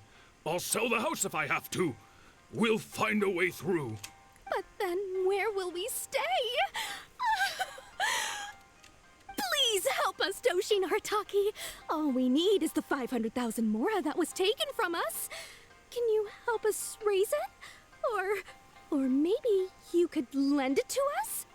Grandpa's business is going very well. We just need help getting over this hurdle. Doshi Naritaki, please. If you lend us the money, I'm sure I can make it up to you by... I won't hear of it. As a public servant, I would never dream of taking advantage of a person in need. I was going to say, by giving you part ownership of the Onikabuto farm. Oh, so that's what you were, yeah. No, it's not as enticing an offer as I was... wait, an Onikabuto farm, how many Onikabuto did you say you have? Because if it's more than, say, 10... 10,000. What? 10,000? Well, that's more Onikabuto than I've seen in my whole life. Please help us. As long as we get through this, those 10,000 Onikabuto are yours to keep. 10,000 Onikabuto? Hey, if I looked after them, they'd have little baby Onikabuto. And then the little baby Onikabuto would grow up and have little baby Onikabuto of their own. Doshin Arataki is struck by a sudden wave of pure elation. His face breaks into a big, beaming smile. But what does he do next? Miss Etsu, don't you worry. I'm gonna help you out. But 10,000 is too many. I can only accept 1,000. Wait, no, what am I saying? 500 Onikabuto. As a Doshin of the Tenryo Commission, it is my duty to serve. How could I abuse my position to take advantage of you? That's great news, Master Arataki. What a wonderful person you are. So strong and handsome and committed to doing the right thing. It's rare to find these days. Yep, that's me. All right, there's just one final question that needs answering. What question is that? The question is, where's my Mora? Huh. Yo, Heizou, my hombre, question for you. What's my character's salary in the script? Oh, also, any inheritance or other lump sums I should know about? Basically, can I afford this 500,000 Mora? I mean, Shmito, I can afford it. Can Shmito? Ahem. Faced with a damsel in distress, Doshin Arataki fights to remain level-headed and asks that other age-old question. Where's my Mora? Suddenly, he feels a strange compulsion to slide his hand into his pocket where, it turns out, a bank check has been quietly nestled all along. He draws the check out and inspects it. Today is payday, and this is his salary. The amount? 500,000 Mora. Whoa, check it out! A check for 500,000 Mora! Where'd you come from, buddy? Miss Etsu, get this. Turns out I just got paid 500,000 Mora today. Well, here's your Mora. Thank you so much. Master Arataki, what's wrong? Doshin Arataki stretches out his hand. But wait! Just as he is about to hand over the check to Miss Etsu, he hesitates, tightly pinching one end of the check betwixt his two fingers. All he needs to do now is release the check, and it will fall into Miss Etsu's eager hands. But let go of the check he does not. Master Arataki, let go! Wait. Something's not right. Doshin Arataki is having second thoughts. Has something caught his attention? Has it aroused his suspicion? Has he finally realized the truth? So, this is an anti-fraud show, right? Huh? A spark of intuition bursts to life in Doshin Arataki's mind. Since this is an anti-fraud event, I have a question. Is he about to ask the most critical question of all? Bruh. I gotta ask. This is so stupid, man. Here it comes. Does a Doshin really get paid this much? 500,000 Mora. Enough to get an Electro Archon out from a hostage situation, then go pay for Miss Hina's publishing costs. You telling me the average Doshin can do all that on one pay packet? I don't know. Seems pretty fishy to me. Hey, compadre, what do you think? Am I being scammed here? Heizou! Ito's cheating! He asked for help! As the spark of intuition flickers and threatens to fade, Doshin Arataki clutches around in desperation, hoping to find a source of fuel to feed the flames of enlightenment. Traveler, are you going to help this poor man out of his predicament? Just follow your heart. Keep an eye out for Etsu and Eva. Ito, just follow your heart. Follow my heart. All right, then. There's no way a Doshin makes 500,000 Mora in a single pay packet. Two innocent victims, Miss Etsu and Mr. Iba, come to a Doshin for help. And the Doshin, whips out a 500,000 Mora check? Yeah, likely story. There's only one possible explanation. Who's got two horns and carries around a fake checkbook? Yep, this guy. With this fake check for 500,000 Mora, I almost swindled Etsu and Iba out of 10,000 Onikabuto, the last thing these poor folks needed after the recent string of catastrophes they faced. My mind is blown. Craziest plot twist I ever heard. The criminal was the main character all along. Miss Etsu, I'm afraid I can't let myself give you this fake check. But I will do everything in my power to raise 500,000 genuine Mora for you. So don't you worry. What the? This is so stupid, man. In the end, Doshin Arataki listened to the voice of his heart and narrowly avoided being defrauded in his own unconventional way. But regrettably, he failed to ask the critical question: who in their right mind would give away Oni Kabuto for free? I ask you all, is there such a thing as free Oni Kabuto? Free Mora? Or does nothing in life come for free? Thank you all for watching Heizou Talks Fraud. Don't get greedy and you won't be needy. Stay alert and you won't get hurt. You never know where scammers may lurk. See you all next time.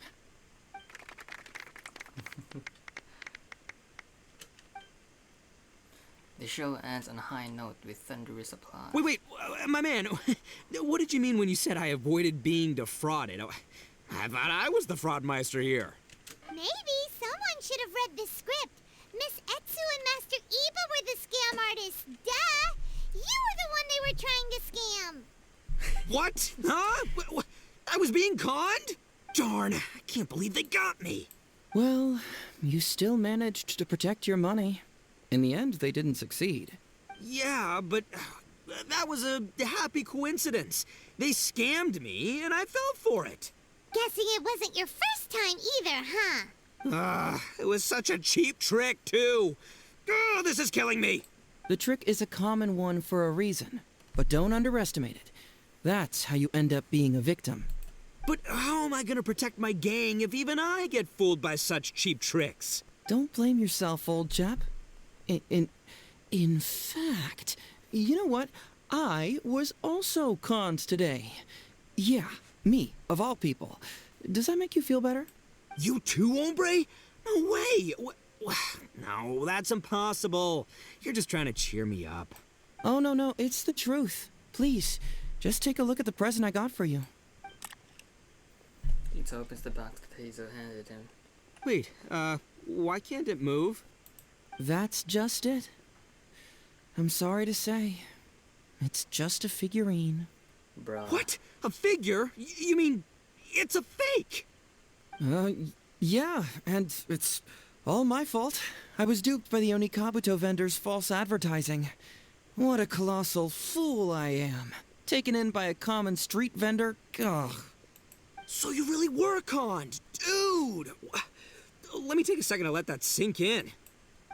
Gotta say, although I didn't get my Emperor Oni Kabuto, somehow, knowing that even Heizou got conned kinda puts me back in a good mood. It's, strange.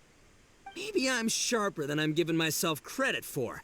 Great minds think alike, so, me and my hombre here, kinda equally matched. Yo, Ito is so fucked. Like, Heizou uses his own misfortune to con Ito. What the fuck? Hey, by the way, compadre, looks like you're the only one out of the three of us who didn't get conned today. But you better watch out. We got fooled not because we were stupid, but because those scam artists are some crafty dastards. True. I want you to have this figurine as a reminder of the fact that today, Heizou and I both got conned, but we both grew a little wiser too. I hope that whenever you see it, you'll remember how cunning those con artists were, and how difficult it was for Heizou and I to see through their schemes. Then, you'll always keep your wits about you, and you'll never become a victim yourself. Bro, I want these cardboards of Heizou and Ito on the back, you know, as my Serenity buttons and shit. Yep, that's right. No one will ever manage to con you. Hey. The three undeceivables. One of us has been tricked, but it isn't me. It's not me either. It can't be me, right? I mean, are you kidding? And it just leaves our little flying lavender note. Alright, so that was ending 2. There's still like 3 endings left. Which should be, right. Ito, keep an eye out for Etsu and Iba. Aha! Etsu and Iba. So that's what's going on here. You two are the scam artists. You put on this damsel in distress and elderly grandpa act to win my sympathy, then used a few cheap tricks to get my attention. Then you dangled the bait in front of me, waiting for me to bite. Darn it, I knew it. Who in their right mind would give away Oni Kabuto for free, let alone 10,000 of them? It's too good to be true, and that's how I know you're the scam artists. You got a lot of nerve trying to scam a Doshin. You're coming with me, and you'll give a full confession if you know what's good for you. Finally, with the help of his intuition and a little guidance from beyond the void, Doshin Arataki successfully avoided being defrauded. Not only that, but he asked a critical question. Who in their right mind would give away Oni Kabuto for free? I ask you all, is there such a thing as free Oni Kabuto? Free Mora? Or does nothing in life come for free? All right, remember, it takes years to make a fortune, but only a moment to lose it all to a scam artist. Thank you once again for watching Heizou Talks Fraud. Stay alert, everybody, and see you again next time.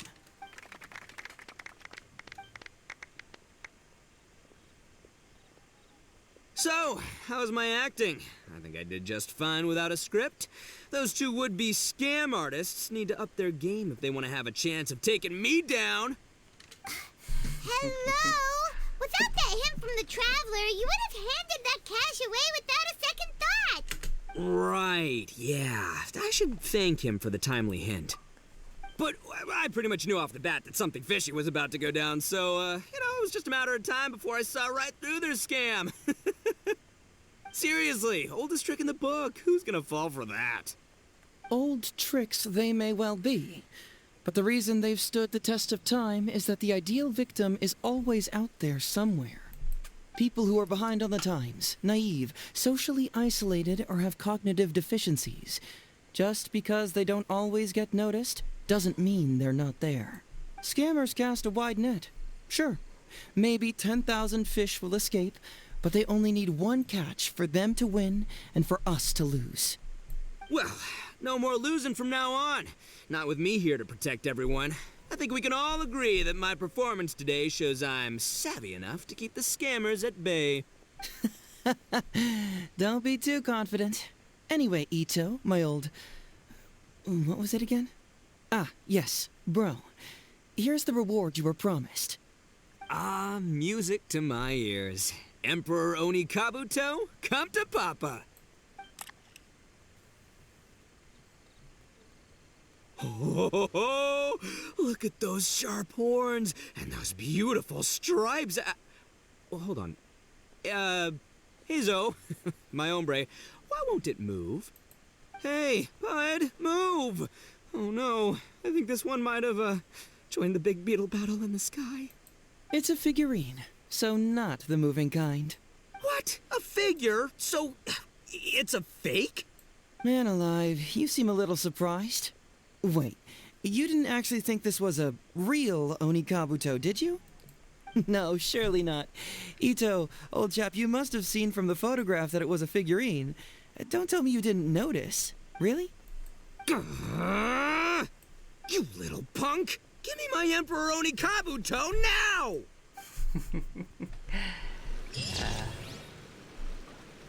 That's a good one. Is there such thing as free Oni Kabuto? Or does nothing in life come for free?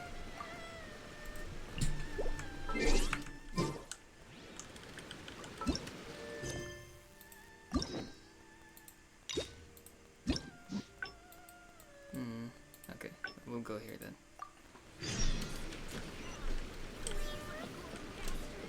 Put this to my superiors?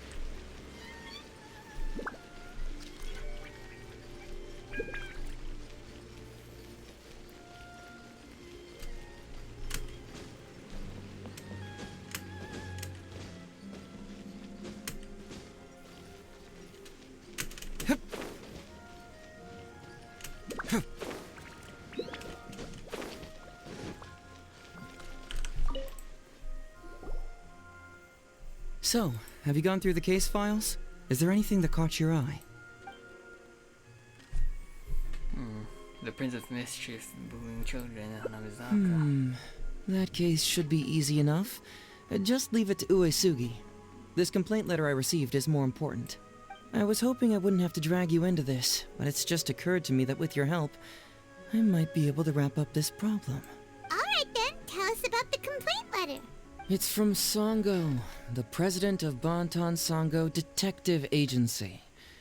I assume you've met her before? Yeah, I know you two have some beef, and it appears to be quite serious. You can say that. Sango's complaint letter accuses me of abusing my power for personal gain and blatantly concealing the truth behind the Ryuji case from years ago. Seriously, do I really seem like the type of person who'd do that? Concealing the truth? That definitely sounds like something you would do. Hey, don't judge a book by its cover, alright? Let's just go to the detective agency and talk to Sango. We'll need to speak with her to get to the bottom of this. Okay.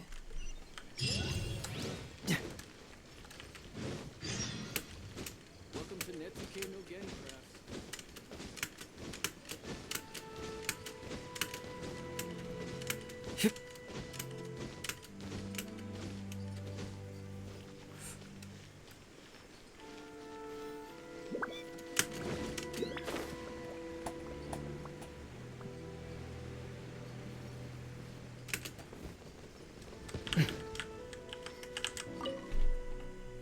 Welcome back, Mr. Heizou. I'm glad you're all right. How about some tonkatsu?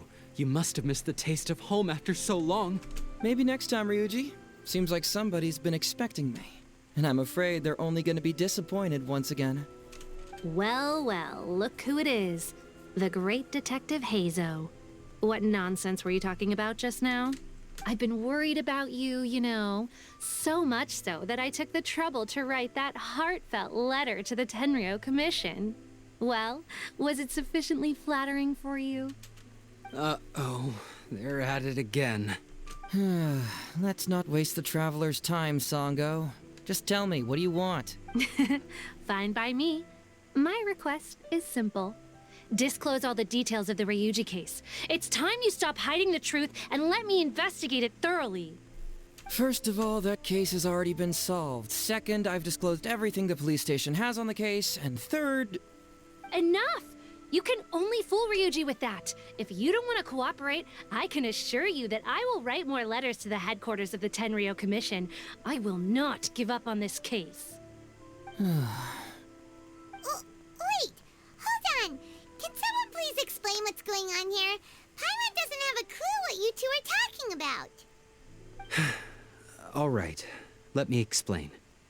Several years ago, a terrible murder took place in the police station. I was still working at the Tenryou Commission then, and the victim was actually my dear boss. Due to various factors, I was deemed to be the top suspect, which is why it's called the Ryuji case. Also, Heizou wasn't a part of the police station back then. He was a detective at the agency. Which at the time was called the Bantan Sango and Heizou Detective Agency. Huh? That's crazy! But, wait. Then why did Heizou leave? After the incident, I was quickly convicted and sent to prison. Fortunately, Sango then promptly proved my innocence and caught the real murderer. But that murderer was actually just a dummy to throw us off. Am I right, Detective Shikanoin? Sango thought that everything went smoothly, so much so that she suspected the real murderer was someone else. Of course, Detective Heizou was also helping with the investigation, but after a long time, he still came up empty-handed. Later on, he decided to join the police station to continue his investigation on the inside, which is why he left the detective agency. Ha! That's what I thought too. I was foolish enough to believe that Detective Shikanoing and I shared a common goal. But I was wrong about him. He has no sense of loyalty at all. He just wanted to become an official as a means of gaining fame and fortune. Come on, stop exaggerating. Let me set the record straight here. First, I joined the police station long after that murder case happened, and it had nothing to do with any inside investigation. That's just somebody's wishful thinking. Second, purely out of curiosity, I did investigate the case later from within the police station. My conclusion was that the suspect Sango had caught was in fact the real murderer. And lastly, when Sango didn't buy my conclusion and asked me to disclose all related case files from the police station, I did exactly as she asked. I didn't hide anything. He's lying right through his teeth. That's it. I want this to end once and for all. Since the Traveler's my supervisor today, they have complete access to all the police station's files. If he's willing to help re-examine the case and arrives at the same conclusion that I did, then you won't have to doubt me anymore. Whoa. Huh? Unless you don't trust the Traveler. Come on, say it. It's not about whether the Traveler's trustworthy. I'm just wondering if you will interfere somehow. The thought never even crossed my mind. You have to swear that you will not mislead the Traveler by any means, and let him investigate the truth on his own. No problem. Cross my heart, hope to die. Well, Traveler, are you willing to help me with this? Will you agree to re-examine the Ryuji case and find the truth? You can bill me later for however much you'd like as compensation. Sango, really? However much they want? Money is valuable, no doubt. But pursuing the truth is the reason I started this agency. The Ryuji case is the only case I failed to solve. I am willing to give you anything. No need to get that far, I'll help you for free. No need, a simple thank you will be enough. I'll do my best. All right. I'm counting on you, Traveler. You hear that, Detective Shikanoin? Ha! Now we just need to wait and see. All right, I got it. No need to keep yammering like that. You'll scare the kids next door. Come on, let's go back to the police station.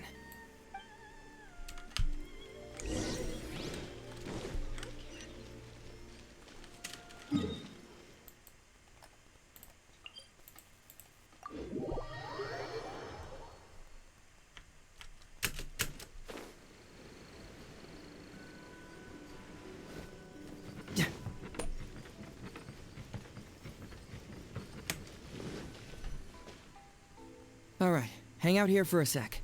I need to go to the archives to get the case files. For now, why don't you go and chat with Yoriki Owada over there? He worked on this case too back in the day. You seem to really want me to look into this. No, you misunderstand. It's not that I want you to look into this. It's just that you're the only one who can. You're the only one I can think of who Sango would ever believe. She trusts in both your qualities and abilities. So I hope your findings can finally convince her and put an end to this whole thing. Sure, she's just writing complaint letters for now, but who knows what she'll do in the future. All right, I'll go get those case files. You go ahead and talk to Yoriki Owada for a while.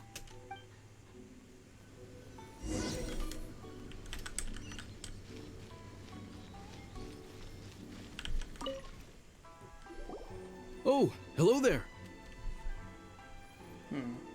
Heizou sent me to talk to you about the Ryuji case. The Ryuji case? Oh, so you want to reinvestigate that one? That was several years ago now, but I still remember it clearly. It's pretty hard to forget something like that. Especially when the victim was the head of this police station. His name was Takatsukasa Isamu, the younger brother of Takatsukasa Susumu, head of the Takatsukasa clan. He was really one of a kind. Decisive, brave, and smart. He was much younger than me, and already had quite a reputation. I'm sure he would have gone far in the Tenryou Commission, if only he was still alive. What a shame. Who would have guessed someone was plotting against him? They said Ryuji was the top suspect. People will believe anything they hear. Everyone in the police station knew that Ryuji saw Takatsukasa Isamu like a father. Ryuji was an orphan, you know. Before he joined the station, he had been taking odd jobs here and there. It was Isamu who really took him under his wing. Ryuji was simple and not particularly bright, but he was very loyal to those who treated him well. He's also hard-working. Isamu must have seen these qualities in him and decided to keep Ryuji by his side.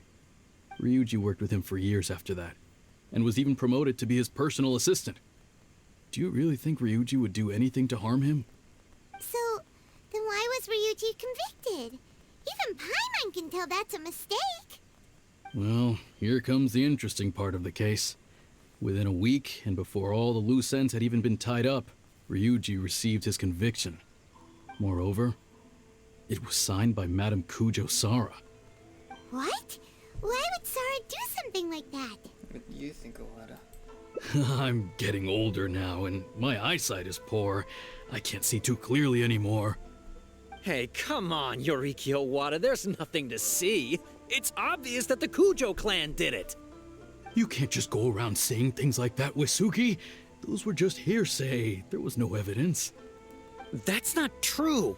Traveler, you may be unaware that the Takatsukasa clan has always been assisting the Kujo clan in the Tenryo Commission. But who doesn't want to be the boss, right? And Takatsukasa Isamu was the key figure for the Takatsukasa clan to bring down the Kujo clan. At that time, no one was held in higher regard than Isamu. So, naturally, the Kujo clan saw him as a potential threat. Kujo Takayuki must have been planning it all along, that rascal. Takayuki is able to control the Takatsukasa clan as long as he's in power. But by the time he retires, Isamu would have been at the apex of his political power, while Masahito and Kamaji of the Kujo clan would still have been too young. The two of them wouldn't stand a chance against Isamu. You think Kujo Takayuki would simply sit back while Isamu gained traction? So he decided to strike first. You youngsters and your conspiracy theories. No, it's true. It's the only way to explain it. Otherwise, why would an impartial person like Madame Kujo Sara sign Ryuji's conviction so quickly? They had to find a scapegoat to pacify the Takatsukasa clan, so Kujo Takayuki must have told her to sign it immediately. I'm not accusing Madame Kujo Sara of anything, mind you. I respect her very much. But maybe she had no other choice. What do you know? I'm sure Madame Kujo Sara must have had her own reasons. What about the real murderer who was later caught by Sango? The guy was a forensic expert who worked in the station named Shiroyama. I have to admit, he wasn't easy to track down. That Sango really is something, though. She caught him without even breaking a sweat. It turned out that after poisoning Isamu, Shiroyama secretly took the poison to Ryuji's place in order to frame him. Later on, the poison was also found in the forensic office, but that was already after Shiroyama's death. He confessed everything in a testament. That's right. He hung himself in the forensic office not long after Sango was on his trail. Probably because he knew it was only a matter of time before he would be caught. Of course, he didn't admit whether he had been prompted by Kujo Takayuki. He took the responsibility alone. I bet Kujo Takayuki promised him a sizable compensation. After all, Shiroyama had a family to feed. There you go again, pulling conclusions out of thin air. There wasn't any evidence of that at all. Listen, I can almost guarantee that it was the Takatsukasa clan who invited Sango to investigate. We all knew that Ryuji was just a scapegoat. You think the Takatsukasa clan wouldn't figure that out? They're not stupid. So, they were suspicious of the Kujo clan and invited Sango to take the case. However, the Kujo clan were still a step ahead and were able to remove themselves from the situation before the whole thing blew up. They drove Shiroyama to take all the blame as well as his own life. A perfectly clean cut for the Kujo clan. With Shiroyama dead, there was no one left to testify. Even the Electro Archon herself wouldn't be able to do anything. You make up stuff faster than a politician. It's a wonder nobody's asked you to be an advisor yet. Hey, that's their loss. The whole thing is starting to sound complicated. Hey, I brought the files. I bet you got quite an earful just now, huh? But don't believe everything they say. After all, people can tell you anything, and it's hard to separate truth from rumors without facts. True. So what really matters is the case files. Everything laid out here is all that the police station has about the case. Please, take a look. Remember, You may find many clues during an investigation, but not all of them are useful. And in some cases, the clues you will find will not only be useless, but downright misleading. Also, if a clue cannot corroborate anything on its own, you can always compare it with other clues, and maybe then you'll find what you're looking for. Okay, that should just about do it. I'm looking forward to your results. Hold on. What actually counts as a result? Usually, you need to find two things from these clues: a proven motive and proven means. Once you can confirm these two things, the criminal can be proven guilty. Yeah, understand. All right, you can go ahead and get started now. I look forward to hearing your verdict.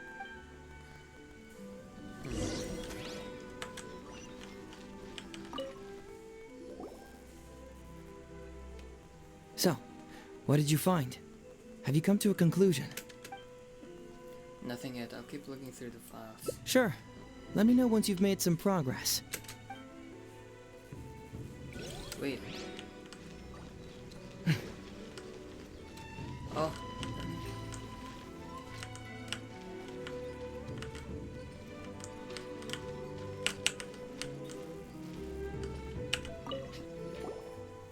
The suspect Shiriyama, 22 years old, forensic doctor. Wait.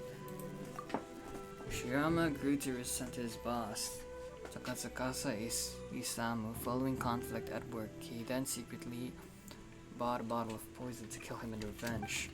Unused poison was later found in the suspect Shiriyama. In this testament, he confessed to having planned the poison found in Ryuji's house.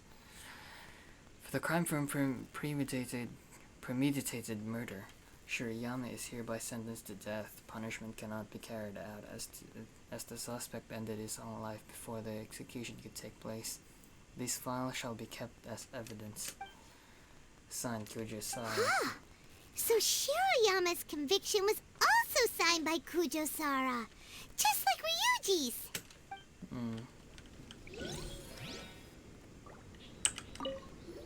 Toxicology report on the toxin that caused Takatsuka's death: an odorless, tasteless, and inert substance soluble in water but insoluble in other substances. Has the properties of synthetic toxin. It appears as a fine white powdery substance in its normal state. Tentative name: white powder. The station has investigated the ledgers of all domestic commerce guild. No transaction record for such an item was found. A synthetic toxin? What's that?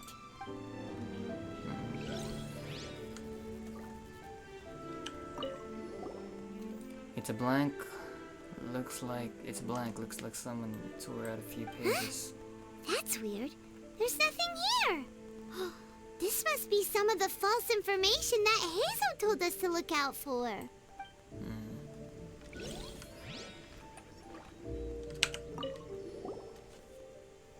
Suspect Ryuji, 20 years old, Dushin, a subordinate of the deceased Takatsukasa Masu.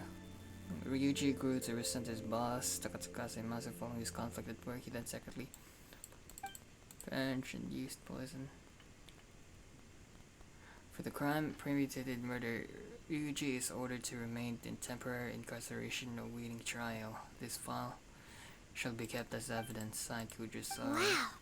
Ryuji's conviction really was signed by Kujo Sara. But now we know she had it wrong.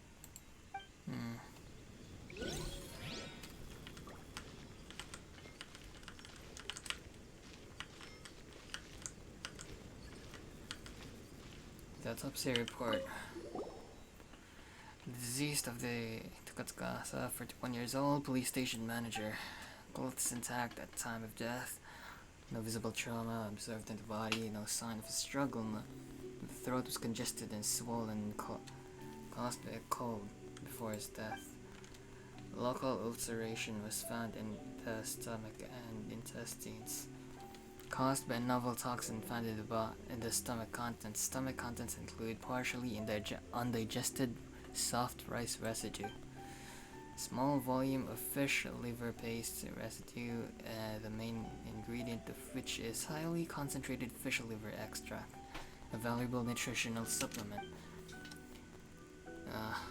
some omega-3 acids type of gun supplements, small volume of cold medicine, the residue containing a large amount of acidic fruit, and vegetable extract that appears to be specially prepared medicine from the Office of Forensic Science. Small volume novel toxin residue which was found to be the same toxin discovered in the homes of Ryuji and Shirayama. Cause of death, abdominal mucous membrane disease, plus respiratory and circulatory failure triggered by the novel toxin. Yikes! He ate all kinds of stuff. Bruh. Ryuji's testimony. Weeks before the incident, Master Takatsukasa Isamu caught a cold and lost his appetite. Rice was all he could eat, and he had been taking some special cold medicine.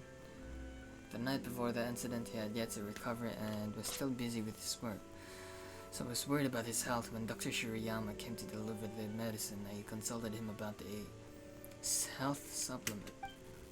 Dr. Shirayama said fish liver paste could help boost his immune system, so I went to the forensic office to retrieve some and give it to Master Takatsukasa. But by the next day, really, Master Takatsukasa was so kind to me, I swear I would never do that to him. Come to think of it, Shiroyama was a forensic doctor. He could easily pull off something like this.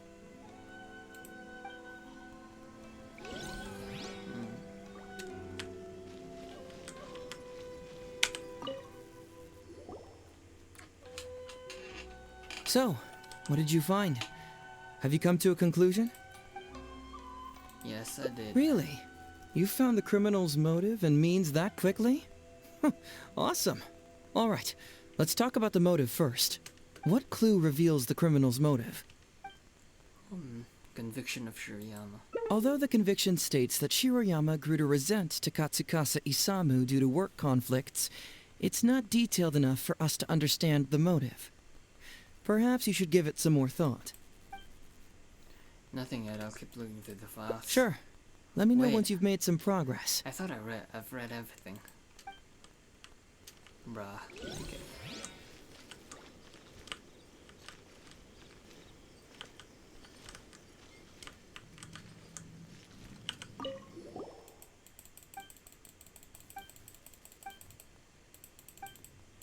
Huh.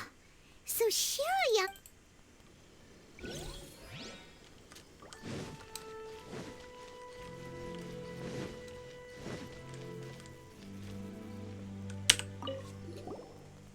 I murdered Takatsukasa and Masu. I poisoned his cold... Oh, I haven't read this one yet.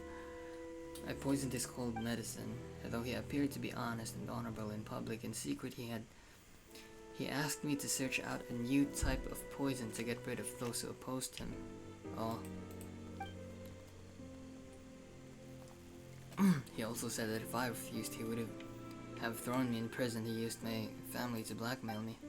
He left me with no choice, so I killed him with a new type of poison that I had someone purchased for me at the International Trade Association. To protect myself, I later framed my colleague Ryuji. But now it's only a matter of time before the detective covers anything. I know that I've made a big mistake and that there's no escaping it now. Only death awaits me. I merely ask my family be spared. Hey, this is the key to proving that Shiroyama was the murderer, right? That is, if he was telling the truth, of course.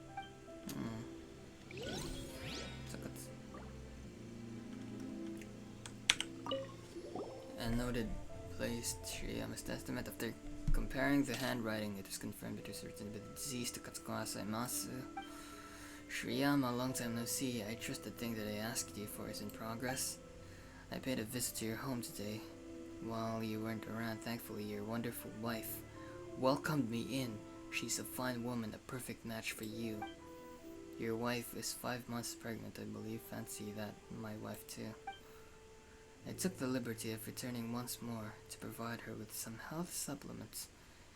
Even helped administer them to her myself. She was almost grateful indeed.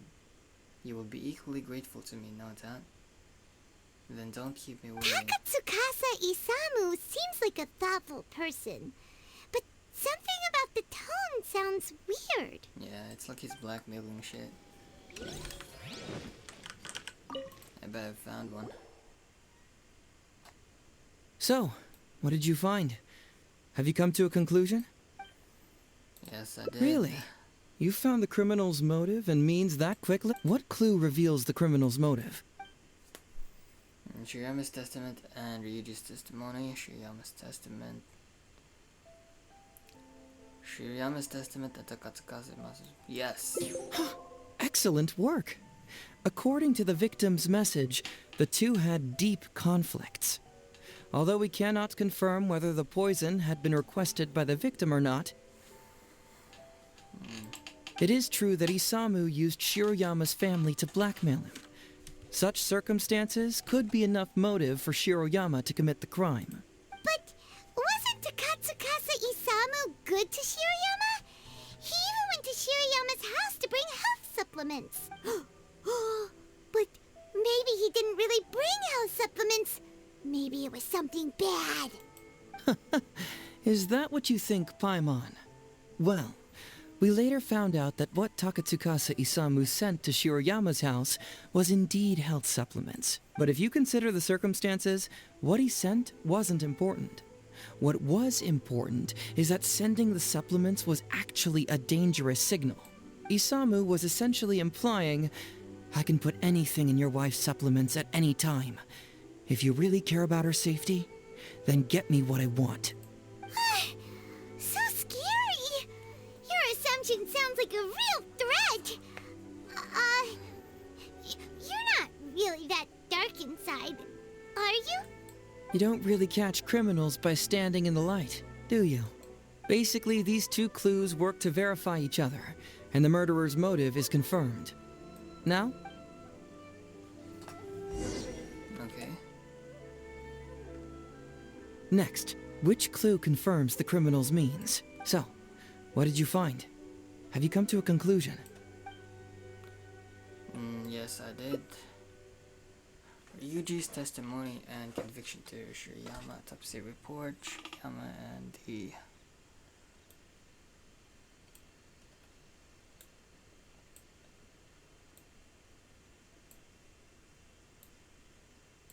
This blank research log? I don't see how it can explain anything. Perhaps you should give it some more thought.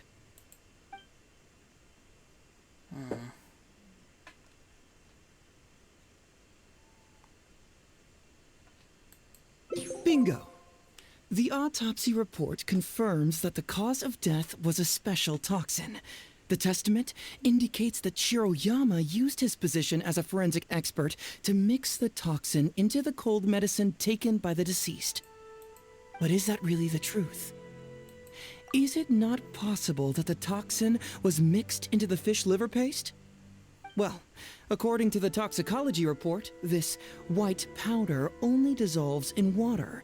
Neither rice nor the fish liver paste could be used as a carrier of the toxin. The cold medicine was the only option.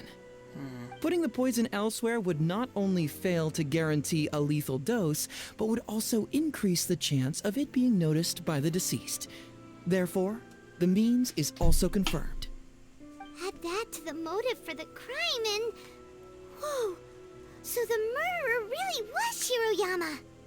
Yep, pretty clear cut, wouldn't you say? Look, I really don't know what Sango is so suspicious about.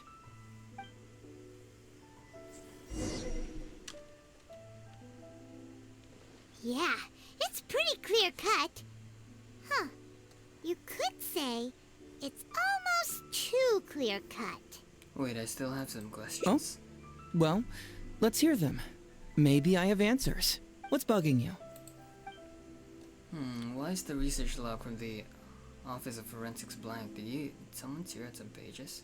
The toxicology mentioned that this poison isn't sold anywhere in Inazuma, but Shiriyama system said it was bought at the International Trade Association.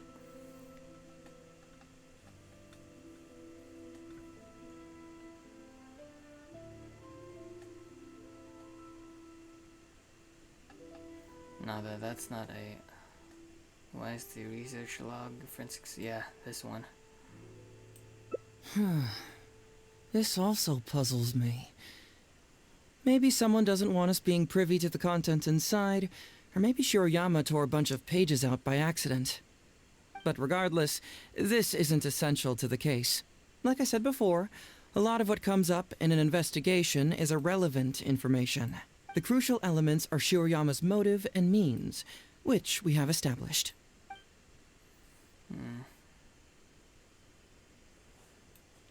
The toxicology report mentioned that this poison isn't sold anywhere. Yes. Maybe the report was wrong. The International Trade Association is a gathering place for merchants from all over. Countless merchants pass through the port of Rito every day. It's natural for there to be a couple of missing records here or there. Based on the convictions written by Kirisara. Very nice. Top marks for attention to detail. It doesn't have any real bearing on the case, but let me explain how that works for you. So, why would Madame Kujo-Sara sign one conviction sentencing Ryuji to temporary incarceration awaiting trial, and another conviction sentencing Shiroyama to death? You may have heard some rumors back at the station that when this case first came up, the Kujo clan higher-ups were in dire need of a scapegoat to keep the Takatsukasa clan off their backs. And poor Ryuji became the successful candidate. In less than a week, the conviction was drafted, sent to Madame Kujo-Sara, and signed. Allegedly, she knew what it was about as soon as she saw it, and signed it with no questions asked. But anyone who buys this story clearly doesn't know that much about Madame Kujo-Sara. She's the most principled person in the entire Tenryou Commission, for goodness sake. So, how would she respond to a case filled with unanswered questions and no confession from the suspect? Oh, you mean... Exactly. Before she signed it, she changed Ryuji's conviction from the death sentence to temporary incarceration. Ryuji escaped a disastrous fate without ever realizing it. Had Madame Kujo-Sara not changed his sentence, Sango would have been seeking justice for a dead man. Why was Sara so lenient with Ryuji? That's the wrong question. This wasn't about Ryuji, but Madame Kujo-Sara's principles. The conviction could have been for a Ryuji, a Guji, heck, even a Tanuki, and she would have made the same decision. Given the enormous pressure she was under at the time, I'd say she did the most she could. Don't you think? Pressure? Really? Was someone higher up putting pressure on Sara? The pressure came from all sides. The deceased was the leader of the police station and the rising star of the Takatsukasa clan. All eyes were on this case. How this became reduced to the unimaginative rumor that Madame Kujo-Sara convicted Ryuji under pressure from her superiors, I have no idea. Ugh. Rumors here, conspiracy theories there. Lies at every turn. Fortunately, Madame Kujo-Sara works in an open and transparent manner and pays no heed to rumors like this. She just rolls her eyes and forgets all about them. How do you know? Just because she has never publicly clarified the truth doesn't mean she was hiding anything. So when I asked her about it, saying it was relevant to a case I was working on, she just told me how it was. Believe me, in this case, more than any other, I have checked every last detail. Well, I've answered all your lingering questions, and you've checked all the material the police station has, so... What do you think? Case closed? Paimon still feels like something doesn't add up. But then again, Heizou did give us all the files the police station had. Ugh, this is annoying. We've seen everything that the police station has. Now I see the problem. I don't follow. Enlighten me. At the detective agency, you told Sango, I've disclosed everything the police station has on the case. When we started to look at the files, you said to us everything laid out there is all that the police station was about the case.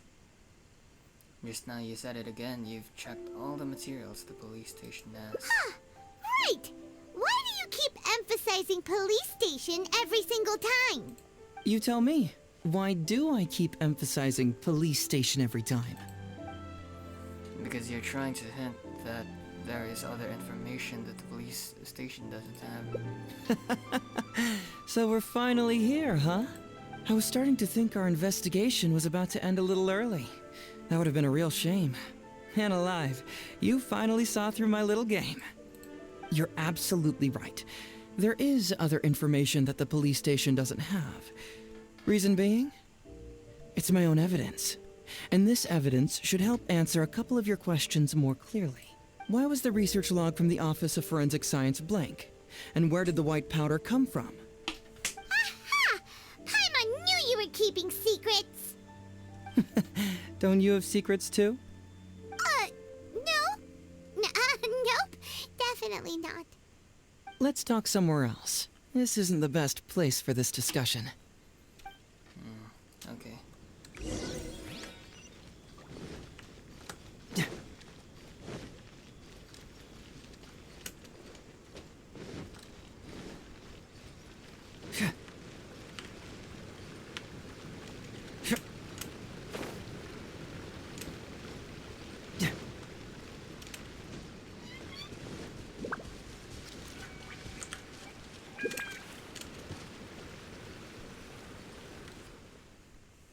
This is a quiet spot. Let's talk here. All right. Here's the secret I've been keeping all along. The torn out pages from the research log of the Office of Forensic Science. Great! But Paimon can't believe you kept this a secret all this time!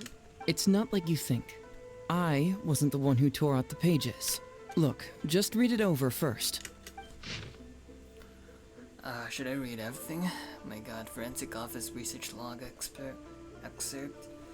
Acidic nutrients extracted from the Senserio are mixed in with the oil extracted from the fish liver. When the mixture was purified, the formation of a fine, powdery substance was observed. Over the course of a week, forest boars to whom this substance had been administered suffered first from damaged and diseased skin mucous membranes, followed by respiratory failures and death. The mixing and purification procedure was then repeated, but replacing the Senserio with the concentrated Senseria juice and the fish liver with the concentrated fish liver paste, a large quantity of the powdery substance was produced. When forest boars were administered this dose, the time to death was reduced from 1 week to a few hours. I see appendix for lethal dose analysis, researcher Shirayama. Finished? Do you see now? The method used by the perpetrator to commit his crime wasn't by putting the white powder in the cold medicine. He put in the liver paste, the cold medicine in the liver. That's correct. The white powder was Shiroyama's invention. As a forensic doctor, he provided a special cold medicine for Takatsukasa Isamu. The autopsy report showed that this medicine contained a high volume of acidic fruit and vegetable extracts. Then, he tricked Ryuji into sending fish liver paste to Takatsukasa Isamu. When the two substances were taken together, a toxic dose of the substance formed in his body. This is the real modus operandi. Oh, that's awful! One was medicine, and the other was an expensive nutritional supplement. Both completely harmless. True, both are harmless on their own, but when combined, poof, that's it. Why didn't Shirayama admit this in his testament? There was no need for him to hide it. It was not him who wanted to hide it, but the person pulling the strings behind him. Huh. You mean there was someone else pulling the strings? Yes. Aren't you curious where I found these pages from the research log? It was in Kujo Takayuki's secret warehouse. After I found the missing pages, I did some digging around and found out that Shiroyama had worked for Kujo Takayuki before joining the police station. The Kujo clan secretly provided Shiroyama with funds to study forensic science. I guess you could say that Kujo Takayuki's investment paid dividends in this case. Of course, I had only learned all of this after the Vision Hunt decree came to an end. Kujo Takayuki had lost his grip on power, and the Tenryo Commission was undergoing a general reshuffle. To avoid coming under suspicion, Madame Kujo Sara put me in charge of building a case against Kujo Takayuki. I found a huge stash of fish liver paste in his secret warehouse. Nothing hugely incriminating about that, of course, but I still took the trouble to open each and every package until finally, I had to concede that this really was just a huge stash of fish liver paste. But then, underneath the floor tiles, where the fish liver paste was stacked, I found a secret compartment with this torn-off research report lying inside. So it was him who wanted to frame Ryuji all along. What a nasty piece of work. Let's review the whole case from the top. First, Takatsukasa Isamu, for whatever reason, noticed Shiroyama's talent as a forensic doctor and asked him to develop a special poison on his behalf. But Shiroyama was already working for the Kujo clan, so he refused. Takatsukasa Isamu wasn't about to take no for an answer, and that's where things took a dark turn. He twisted Shiroyama's arm by making a veiled threat to harm his family. All Shiroyama could do was to secretly report everything to Kujo Takayuki. When Takayuki learned what was happening, he instructed Shiroyama to pretend to cooperate with Takatsukasa Isamu, then kill the latter with the white powder once it was fully developed. Meanwhile, Ryuji's only role in this case was to deliver the fish liver paste to Takatsukasa Isamu on Shiroyama's orders, completely unaware of the fact that he was being used as a pawn and that this was a key ingredient needed to create the poison. After the incident, Kujo Takayuki hoped to make Ryuji the fall guy, until the death sentence was stalled when it reached Madame Kujo Sara. In the meantime, Sango had begun her own investigation. Kujo Takayuki grew nervous that the truth would get out, so he threw Shiroyama to the wolves, hounding him to death and erasing all traces of contact between the two. And yet, he wanted to keep this secret formula, so he hid it. Greedy guy, that Takayuki. He must have wanted to have it on hand just in case he needed to employ it again in the future, and make someone else disappear. This Kujo Takayuki is an evil lunatic. We've got to report this to A. Whatever his current punishment is, it needs to be 10 times worse. That would be practically impossible. One research log found in his warehouse doesn't prove anything. Even I can think of 100 excuses. Besides, Ryuji directly contributed to Takatsukasa Isamu's death by delivering the fish liver paste to him. The fact that he was unaware of the true nature of the situation doesn't matter. But he's still innocent, right? Isn't it just a coincidence? Paimon really doesn't get how the law works. Legally speaking, the judge would most likely rule that it was accidental. But in practice, Ryuji may still have to end up shouldering some responsibility. So basically, you've been hiding the truth all this time to protect Ryuji. Mental trauma doesn't heal as easily as physical wounds. My biggest worry is that Ryuji would struggle to cope if he knew the truth. He's like an innocent child. He freely gives his trust and his love to everyone that treats him well. That's why he thought of Takatsukasa Isamu as a father figure. I'm pretty sure that to this day, he has never paused to wonder whether Takatsukasa Isamu was actually a good person, or if Sango just hired him as a gopher, or why I left the detective agency. If he found out the facts about Takatsukasa Isamu, I'm afraid it would crush him. Bruh, so why are you revealing the truth to me today? Well, as you can see, I'm a little less confident than people might think. To prevent Ryuji from getting hurt, I covered up the truth. But by doing so, have I held him back? Did I do the right thing? I couldn't turn to anyone for help, and everyone around me thinks I'm so smart, that I should just be able to handle every case on my own. Even if I tried to discuss it with them, they'd just say, "Don't be ridiculous, Mr. Heizou, no problem's too difficult for you." But you're different. Unlike them, you don't have that kind of prejudice towards me. You've traveled far and wide and have had all kinds of experiences. It must have taught you a lot.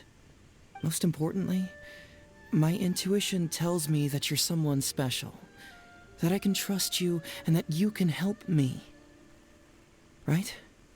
So, I'd like you to be the one to decide whether we should expose the truth or not. I need to think about that. Oh, you don't need to tell me what you decide, and you certainly don't need to decide right now. Let's just say I'm leaving this teensy tiny matter up to you. All right, let's head back to the detective agency. You can mull it over on the way. Once you've made up your mind, just tell Ryuji and Sango your verdict.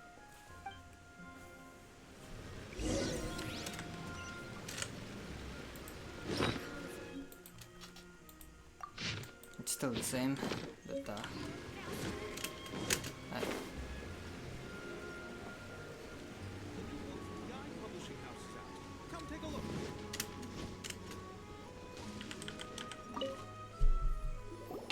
Hey, Traveler.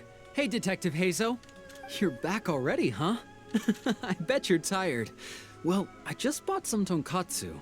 Care to join me? There's plenty for everyone. We'd love to. But wouldn't you like to hear the results of our investigation first? No matter what you were able to find, it's all in the past and won't ever change. So I think we'd better chow down first. Besides, if Sango's not happy with the results, we might not have anything to eat later. Come on, Ryuji, pipe down. Let's hear the Traveler's conclusion first.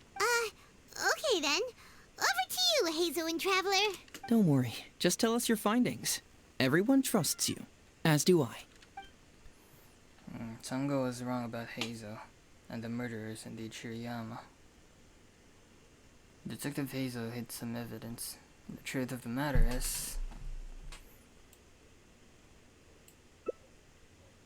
he told them the whole truth about the Ryuji case. But how?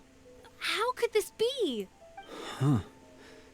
So, that's what really happened? Ryuji, I know it's hard to accept, but... Wait a minute. Sorry, I have quite the stomach ache. Sango, can I take the day off? Sure, of course. Take the week if you need it. Damn, dude. Oh, Paimon hopes Ryuji will be okay. I didn't expect things to turn out like this. Just give him some time to himself. I think he'll eventually come to accept it. I'm still a little worried, though.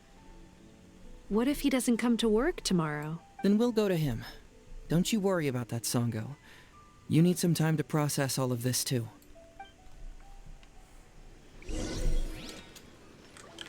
I'm at a loss for words right now. Please, just leave me be. Damn, dude.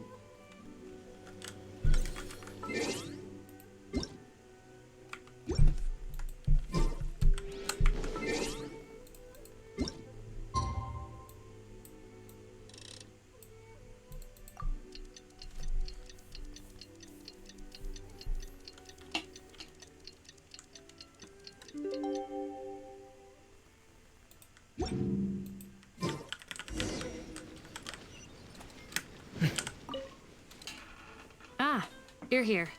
Don't worry. Ryuji came earlier this morning. I guess he can handle a lot more than I had thought. I was honestly worried he'd suffer a breakdown. But as of today, it seems he'll be fine. Is he not here?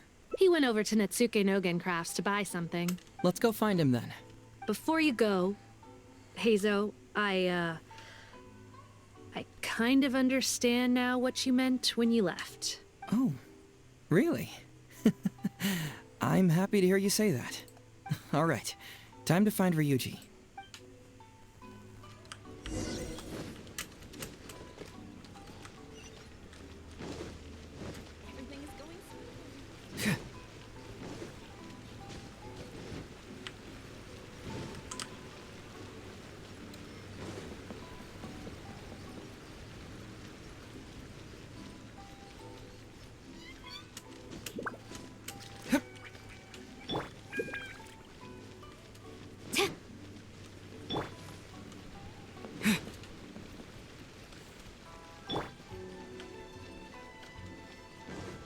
Look! There's Ryuji! With a little kid, too! Is he buying our toys? Takatsukasa Chica. Takatsukasa. Uncle Yo. Ryuji, was my daddy handsome? I've never seen what he looked like. Of course. Takatsukasa Isamu was a very handsome man. Also, it's not uncle. Call me brother. But you look so old. Well, I'm still your brother. Huh? How come? Because he treated me like a son. Huh? Who are you guys?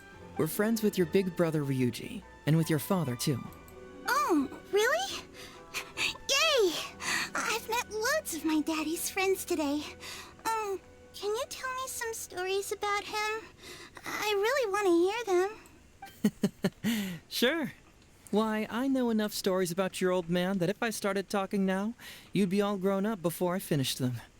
Wow, that's amazing! Well, I don't want to grow up too soon then.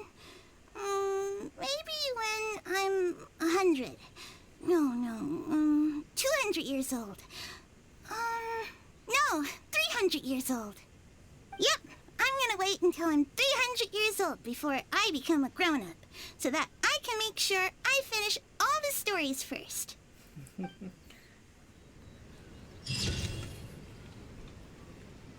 And the famous detective's principles. Some things will always be more important than the truth. Welcome to That's That's true. Again, crafts. Make things other than sculptures as well.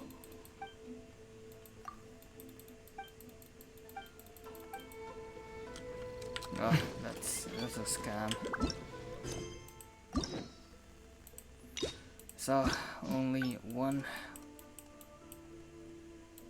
ending left then. Right. Dr. Yuji.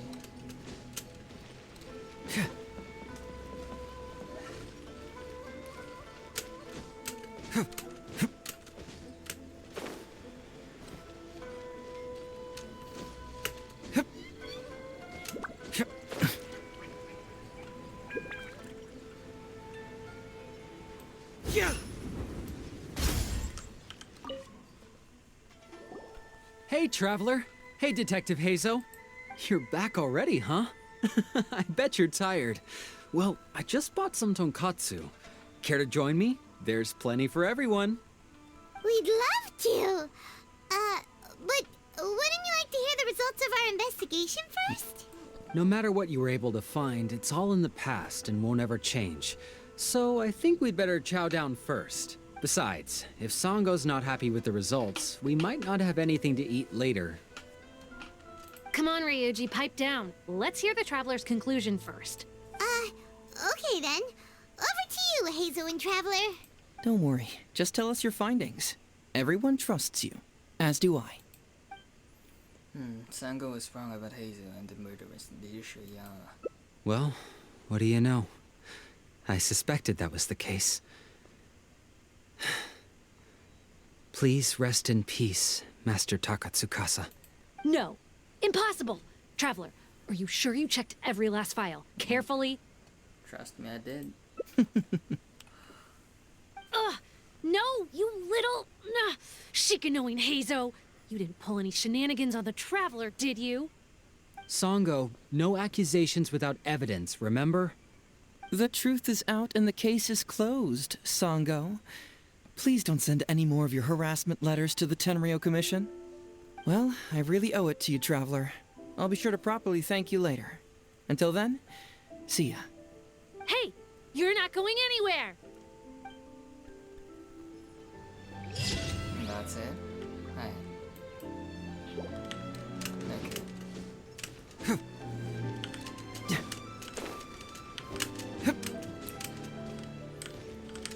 Anyways, I really love about these criminal investigation type of quest, you know. But too bad it's all done now. And all that.